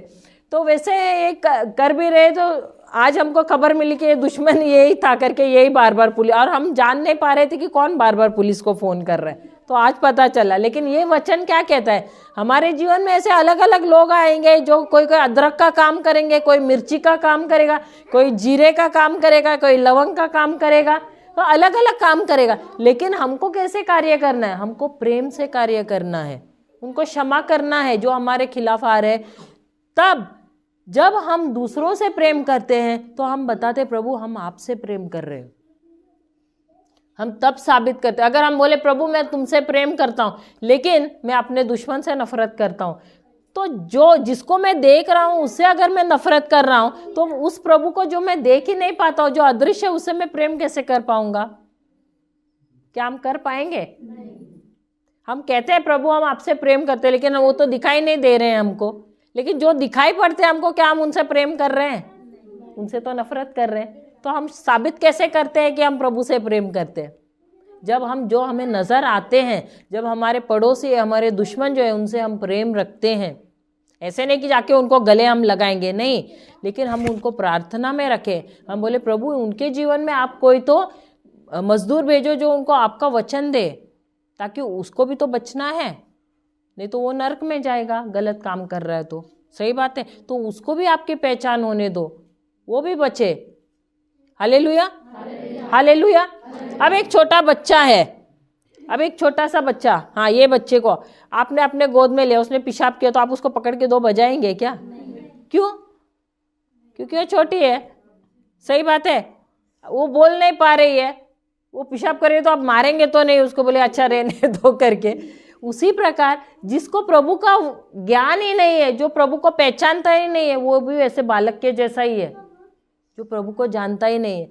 तो अगर वो हमसे नफरत कर रहा है, हम भी उससे नफरत कर रहे हैं, तो हम में और उनमें फर्क क्या है? तो प्रभु हमको वही सिखाता है कि हमको अपने दुश्मनों से भी प्रेम रखना, क्योंकि वो भी एक छोटे बालक के जैसा जो प्रभु को जानता ही नहीं है। अगर वो सचमुच प्रभु का प्रेम जानता तो आपके खिलाफ आता भी नहीं था। और जितना लोग आपके खिलाफ आते हैं तभी तो आपका प्रमोशन का समय। हम ना घर पे वही बातें करते रहते हैं कि जितना बड़ा हमारे खिलाफ लोग ऐसे आते हैं ना, अभी जैसे एक जहाज को उड़ना है, अब जब वो जहाज चल रहा है रनवे पे, दौड़ना शुरू करता है, अगर उसके खिलाफ हवा नहीं आएगा फोर्स से तूफान के समय, तो क्या वो जहाज उड़ पाएगा? वो हवाई जहाज उड़ पाएगा? नहीं उड़ पाएगा। अगर उस जहाज को, हवाई जहाज को उड़ना है तो उसके खिलाफ हवा तूफान की तरह आना है बहुत ही तेजी से, और तभी वो क्या करता है, वो प्रेशर जो है ना हवाई वो जो तूफान का, वो उस हवाई जहाज को उठाता है और तब वो उड़ना शुरू करता है, उसी उड़ान लेता है। उसी प्रकार यदि आपको उड़ान लेना है, ऊंचाई पे जाना है, तो आपके खिलाफ जब तक लोग नहीं आएंगे आप कैसे उड़ोगे? अगर आपको प्रमोशन चाहिए तो आपके खिलाफ लोग आना ही है ना। अगर आपके खिलाफ लोग नहीं आएंगे तो आप जहाँ हैं वैसे सालों साल रहेंगे, लेकिन आप कभी भी उठोगे नहीं। समझ रहे हो? तो हम ये कुछ दिनों से वही बोल रहे थे, अरे वो तो बहुत अच्छा हुआ, क्योंकि वो हम सामने से बार बार पुलिस को फ़ोन कर रहे हैं, हमारा काम भी ज़ोर शोर से रात को लेट तक हो रहा है, फटाफट हो रहा है हमारा काम। हमारा जो मिस्त्री हो भी फटाफट लेट तक काम कर रहा है, उसने 3-4 दिन में इमारत खड़ी भी कर डाली। तो वहाँ से बच्चे भी जा रहे हैं, इतने बोलते हैं अरे इतना सारा काम को तो 1.5 महीना लगते, तो इतना कम दिनों में बन कैसे गया? हम तो इतने बच्चों के मुँह से सुन रहे, बोलते अरे इतना फटाफट बन गया ये इमारत, ऐसे करके। तो वही बोलते हैं, जब तक प्रेशर हमारे जीवन में नहीं आता तब तक क्या हम काम करेंगे? हम भी ढिल्ले रहेंगे। इसीलिए बोलते हैं ना, हमारे खिलाफ ये शत्रु ना, कभी भी उनको आशीर्वाद देना चाहिए, क्योंकि जब हमारे खिलाफ आते तभी हम भी काम करते हैं, हम भी जोश में आ जाते हैं, नहीं तो हम भी ठंडे रह जाते हैं। कभी भी देखो, परीक्षा रहेगा तो लास्ट मिनट में पढ़ते क्या नहीं, कल परीक्षा रहेगा तो आज रात भर पढ़ेगा क्या नहीं। तो वैसे ही जब तक कोई आता नहीं हमारे खिलाफ, हम भी एकदम ठंडे रह जाते हैं। जब हमारे खिलाफ अरे चलो मैं दिखाता हूँ मैं कौन हूँ, मैं प्रभु का बच्चा हूँ, और हम फिर काम पे लग जाते हैं। इसीलिए बोलते हैं ना, समस्याएं आना चाहिए हमारे जीवन, क्योंकि ये समस्याएं हमको ऊंचे दर्जे पर लेकर जाते हैं, ऊंचे स्थान पर लेकर जाते हैं, हमको प्रमोट करते हैं। और हम क्या करते हैं जब समस्या आती है, अरे ये हमारे जीवन में क्यों आना चाहिए, हम कुड़कुड़ करना शुरू करते हैं, और फिर क्या होता है, वहीं के वहीं धरे के धरे रह जाते हैं। लेकिन समस्या आती है हमको ऊंचा उठाने के लिए, हमको प्रमोशन देने के लिए आती है। तो क्या हम आज प्रार्थना करें समस्याएं सबके जीवन में आए करके? अरे अभी तो ना बोल रहे, प्रमोशन भी चाहिए। तो प्रमोशन चाहिए तो समस्या आएगी तो ही ना, आपके खिलाफ कोई आएगा तो ही तो प्रमोशन होगा ना। हालेलुया। तो अभी से कुड़कुड़ करेंगे क्या जब समस्या आएगी तो? हाँ, हालेलुया। अभी कोई जिम आएगा, पर प्रभु के वचन के द्वारा हर एक समस्या का हल मिलता है। तभी तो प्रभु के वचन में हम उतना ही गहराई से, जितना समस्या है तो उतने जुड़ना है, परिवार के साथ एक होना है और उस समस्या से लड़ना है। हाँ। अगर आपके परिवार में कोई शराब का व्यसन है तो उसको क्या करना है, आपके पास वचन है, प्रभु यीशु क्रिस्त का आत्मा मेरे पति पे है, मेरे पिता पे है, मेरे बच्चे पे है, और प्रभु यीशु ने उसे सारे व्यसन से मुक्त कर दिया है, उसे प्रेम से भरा है और लड़ना है, और उसे सारे व्यसन से मुक्त कर दिया और उसे प्रेम से भर दिया है। जो भी समस्या आपके जीवन में उसके लिए आपके पास वचन है, तो वचन को लेना है और टूट पड़ना है। छोड़े, जब तक वो नहीं हारेगा, वो व्यसन का आत्मा है या गरीबी का आत्मा है या जो काला जादू का आत्मा जो भी है, उससे जब तक आप उससे हावी नहीं हुए उसको छोड़ो नहीं। हम क्या करते हैं, हम 50 प्रार्थना करते हैं पर वो प्रार्थना नहीं। एक ही वचन लो और उस समस्या पे आपको आक्रमण करते रहना है। हमारे घर क्यों के अपना तू बना ले। Hallelujah, praise the Lord. वही हम क्या करते हैं, शैतान हमारे मन में ख्याल डालता है, हम सोचते बैठ जाते हैं, निराश हो। अरे उस ख्याल को, उस विचार को आपको मुंह खोल के वचन से हमला करते रहना है। Hallelujah, hallelujah. उस विचार को बढ़ावा नहीं देना है, उस पर आक्रमण करना है वचन के साथ। समझ रहे हो? अब पढ़े हम वो 28वां वचन। और हम जानते हैं कि जो लोग परमेश्वर से प्रेम रखते हैं उनके लिए सब बातें मिलकर भलाई को उत्पन्न करती हैं। तो क्या सब बातें मिलकर भलाई को उत्पन्न करती हैं? जैसे अलग अलग सामग्री लेकर हम जब खाना पकाते हैं तभी वो क्या होता है, खुशबूदार और बहुत ही टेस्टी खाना बन जाता है ना, लाजवाब खाना बन जाता है। हालेलुया। उसी प्रकार सब चीजें हमारे जीवन में, अगर हमारे जीवन में थोड़ी भी समस्या ना हो तो हम कैसे आलसी बनेंगे। जब तक प्रेशर नहीं आता है हम कार्य नहीं करेंगे। इसलिए अलग अलग चीजें, अलग अलग प्रकार के लोग हमारे जीवन में आना जरूरी है। जब ये सारी चीजें आती हैं तभी तो हमारा जीवन अच्छा हो जाता है, भला हो जाता है। हालेलुया। तभी तो हमारे जीवन में प्रमोशन आ जाता है। Hallelujah, praise the Lord. आगे, अर्थात उन्हीं के लिए जो उसकी इच्छा के अनुसार बुलाए हुए। तो क्या हम प्रभु की इच्छा के अनुसार बुलाए हुए हैं? कैसे पता है? क्योंकि वचन कहता है, क्योंकि वचन कहता है। आज आप लोग यहाँ पर क्या अपने मर्जी से बैठे हैं? क्योंकि आप सबको प्रभु ने बुलाया हुआ है उनकी इच्छा के अनुसार, इसीलिए आप यहाँ पर हैं। कल से आप यहाँ पर बैठे हुए हैं, क्यों? क्योंकि प्रभु ने आपको बुलाया हुआ है।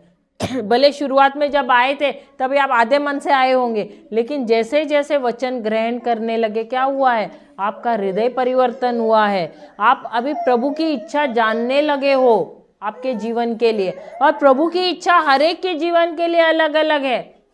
अब जैसे कि हम भी जब शुरू किए थे हमको पता नहीं था कि प्रभु की इच्छा हमारे जीवन के लिए क्या है। हम तो 2012 में हम ऐसे बच्चों को स्कूल में पहुंचाते थे, छोटे छोटे थे जैसे ये, तो उनको केजी में और सब पहुंचाते थे हम, और उसके बाद जैसे घर आते समय हम सोचते थे क्या करना है करके, तो किसी ने बताया कोई बीमार है उसको जाके मिलना। वैसे हम हर दूसरे तीसरे दिन जाके मिलते थे, उन पर प्रार्थना, हमको प्रार्थना भी करना बराबर नहीं आता था, तो कैसे भी मुझे तो हाथ रख के प्रार्थना करना भी मैं डरती थी, अरे कि कहीं उनकी बीमारी मुझ पर ना आ जाए ऐसे।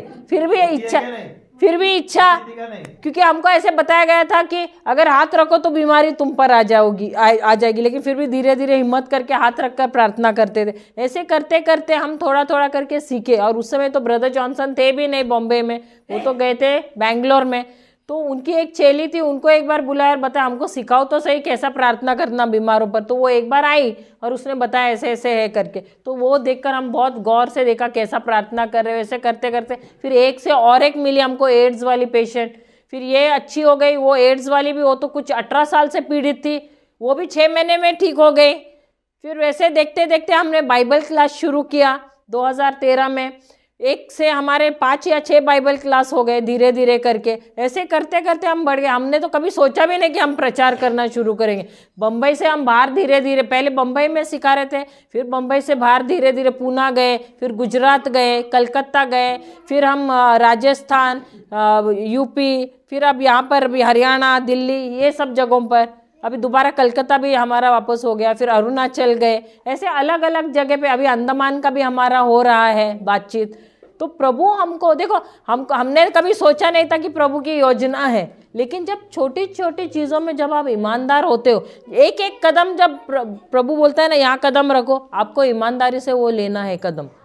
अगर आप पहले कदम में ईमानदारी से आप पैर नहीं रखोगे, हम बिना जाने हमने शुरू किया, हमने कभी सोचा भी नहीं। अरे माइक तो पकड़ने के लिए तो हम तो डरते थे, दोनों एक दूसरे के हाथ में थमाते थे, वो माइक तो दूर से देख के हम यहाँ काम करना शुरू करते थे। ऐसे था शादी के दिन तो हम दोनों एक दूसरे को माइक दे, हमें तो बात करना रहता है कि मेहमानों से बोलना है धन्यवाद आप लोग आए। अरे हम तो एक दूसरे को तुम बात करो तुम बात करो, दोनों तो तुम कर रहे थे वहाँ पर। आखिर में उन्होंने हिम्मत करके 2 शब्द बोल डाले। आप लोग हंस रहे हैं हम पे। हाँ। तो ऐसे करते करते अभी तो माइक हमारा साथी हो गया है। हालेलुया। अब वो प्रभु ने वो डर भी निकाला। अरे हम तो आंखों में ऐसे आमने सामने देख के भी मुझे बात करने को नहीं होता था, इतना मैं शर्माती थी, इतना ये होता था। सर नीचे चलना भी रहता तो सर नीचे रहता था और चलती थी, ऐसा इतना शर्म आता था। लेकिन प्रभु ने उस शर्म से बाहर निकाला और धैर्य दिया, वही तो बड़ी बात है। जब हम प्रभु जैसा बोलते हैं, धीरे धीरे एक एक कदम रख के आगे चलते हैं, जैसे एक बच्चा जैसे शुरुआत में गिरता है, लेकिन क्या रुकता है उधर, यार मैं गिरूंगा अभी दोबारा खड़ा रहूंगा, नहीं, वो अपना काम करने का करता है, धीरे धीरे से चलना भी शुरू करता है। उसी प्रकार जैसे हम एक एक कदम लेते हैं, प्रभु जैसे हमको बताता है अपनी योजना, उसके अनुसार कार्य करना शुरू करते हैं, तो हमको ऊंचाई पर लेकर जाता है। तो आज हम यहाँ पर पहुँचे हैं, वो भी प्रभु की बड़ी देन है, उनका ही अनुग्रह है। तो इसमें हमारा कुछ भी घमंड नहीं है। सब देने वाला तो प्रभु। वही हमने कभी सोचा भी नहीं हम हरियाणा में आएंगे करके। हम तो बम्बई के बाहर तो कभी सोचा ही नहीं कि निकलेंगे करके, लेकिन प्रभु यहाँ तक लेकर आए। Praise the Lord, hallelujah. तो ये जो योजना किसकी थी? प्रभु की थी।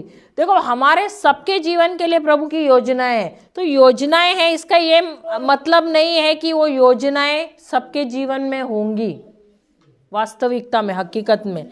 क्यों? क्योंकि उस योजना के साथ मुझे भी सहभाग होना है। अभी जैसे कि किसी नबी ने आके आपको बोला, अरे आप बहुत महान काम करोगे, लेकिन अगर आप घर के बाहर ही नहीं निकलोगे तो काम होगा क्या?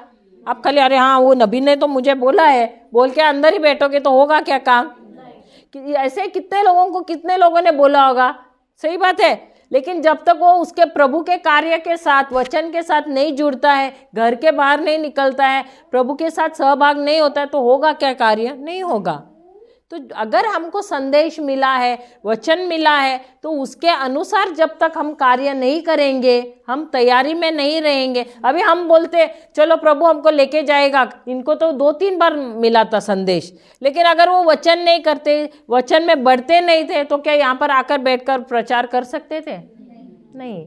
तो हमको सीखना भी तो है, क्योंकि हम बोलेंगे प्रभु मेरा इस्तेमाल करो, मेरा इस्तेमाल करो, प्रभु बोलेंगे पहले तैयार तो हो जा, बिना तैयार हुए मैं तुम्हें लेकर तो जाऊंगा, उधर क्या खड़ा रह के सबका चेहरा देखोगे या ऐसे ऐसे हिलोगे? हमें बहुत लोग बोलते हैं ब्रदर आप लोग जाते हैं तो हमें भी ले जाए। हाँ, कितने लोग बोलते, की इच्छा होता है कि उनको सेवा करना है, बहुत लोगों की इच्छा है कि हम भी जाए और प्रचार करें, पर वहां पे क्या वो आए कि आके देखे, थोड़ा चेहरा देखने के लिए आना है? तैयारी होना चाहिए ना, हमारी तैयारी होनी चाहिए क्या हम मैं तैयार हो रहा हूँ इसके लिए मैं आ रहा हूँ। बहुत लोग तो खाली ऐसा लगता है कि ये घूमने जा रहे हैं, हम घूमने के लिए तो नहीं जाते, हम प्रचार करने के लिए जाते। हालेलुया। तो अगर प्रभु हमको बुला रहा है, ले जा रहा है, तो हमको सबसे पहले तैयार होना है। तैयार होकर, क्योंकि प्रभु यीशु खुद भी तो 12 साल लगे उनको अपने पिता की योजना जानने के लिए। वो 12 साल की उम्र में उनको लेकर गए मंदिर में, सिनेगॉग बोलते हैं, वहां पर लेकर गए। तो वहां पर वो तो बहुत ही ये थे, उत्सुक थे कि कब मुझे मंदिर जाने को मिलेगा, कब मैं जाकर वहां पर सीखूंगा। और भी जब उनका बपतिस्मा हो गया 30 साल की उम्र में बपतिस्मा हो गया, वो गए रेगिस्तान में, वहां पर उन्होंने वचनों में वो तपस्या करने लगे। उसके बाद उनका प्रलोभन हुआ, वो प्रलोभन से निकलकर वे जब मंदिर में गए, लूका का सुसमाचार ले लो 4 अध्याय 16वां वचन लेना। जब उनका प्रलोभन हो गया, 3 प्रलोभन हुए थे ना उनके, फिर वे नाजरत में आया, जहां पाला पोसा गया था, और अपनी रीति के अनुसार सप्त के दिन आराधनालय में जाकर पढ़ने के लिए खड़ा हुआ। यशाया भविष्यवक्ता की पुस्तक उसे दी गई, और उसने पुस्तक खोलकर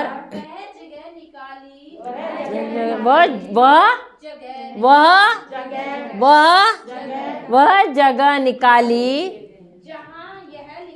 जहां यह लिखा था, प्रभु का आत्मा मुझ पर है, इसलिए कि उसने कंगालों को सुसमाचार सुनाने के लिए मेरा अभिषेक किया है, और मुझे इसलिए भेजा कि बंदियों को छुटकारे का और अंधों को दृष्टि पाने का सुसमाचार प्रचार करूं, और कुचले हुओं को छुड़ाऊं। हालेलुया। और उसके बाद प्रभु के प्रसन्न रहने के वर्ष का प्रचार करूं। हालेलुया। तो प्रभु यीशु को भी स्थान ढूंढना पड़ा कि नहीं, वह जगह ढूंढनी पड़ी कि नहीं। तो हमको भी जब बाइबल पढ़ रहे हैं तो हमको भी जगह ढूंढनी है। परमेश्वर ने हम सबके लिए एक जगह बनाई है, तो प्रभु यीशु को भी योजना ढूंढनी पड़ी। हमने भी ये वचन लिया, काफ़ी सालों तक हमने भी ये वचन लेकर हम उस पर मनन चिंतन करते रहे, और फिर हमारा समय जब आया हम घर से निकले, और हम अब तक भी हम जाते हैं बाहर, प्रभु हमको नए नए जगह पे लेकर जा रहे हैं। हमको भी प्रभु ने तैयार किया, जैसे जैसे हमको वचनों में बढ़ाया है प्रभु ने, वैसे वैसे हमको वो बाहर लेकर जा रहे हैं। अलग अलग दरवाजे खोल रहे हैं, अलग अलग शहर में जा रहे हैं, अलग अलग स्टेट में हम जा रहे हैं, प्रभु हमको अलग अलग गांव में जा रहे हैं।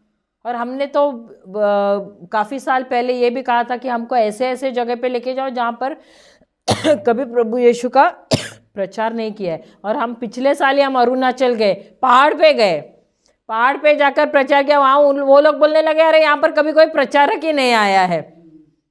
तो ये हमने कब का हम घोषणा करते रहे कि प्रभु हमको ऐसे ऐसे जगह पर लेके जाओ जहाँ कहीं भी आपके बारे में कहीं प्रचार कभी किया ना गया हो। तो प्रभु हमको ऐसे ऐसे जगह पर लेकर गए, कभी वहाँ पर प्रभु यीशु के बारे में किसी ने भी प्रचार नहीं किया है। तो ये हमको मौका प्रभु ने दे दिया है।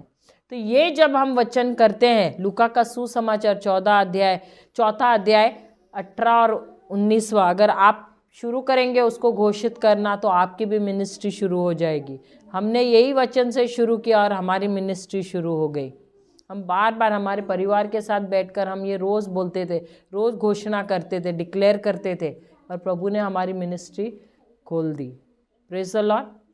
तो हम सब भले कहे हमको प्रभु इस्तेमाल करो हमारा, लेकिन हमको खुद को भी तैयार होना है। हमको खुद को भी वचन, अभी जैसे कि आपको मिल रहा है, हम हमारा चैनल का भी हम आपको ये दे, आप सब्सक्राइब करो और जो आपको प्रचार मिल रहा है उसके पर नोट्स लिखना शुरू करो। आपकी मिनिस्ट्री आप खुद तैयार हो जाओगे। और जब आप तैयार हो जाओगे प्रभु आपको अलग अलग जगह पे लेके जाएगा, अलग अलग लोगों से मिलाएगा, आप उनको वचन देंगे, आप देखोगे आपके जीवन में महान महान कार्य हो जाएंगे।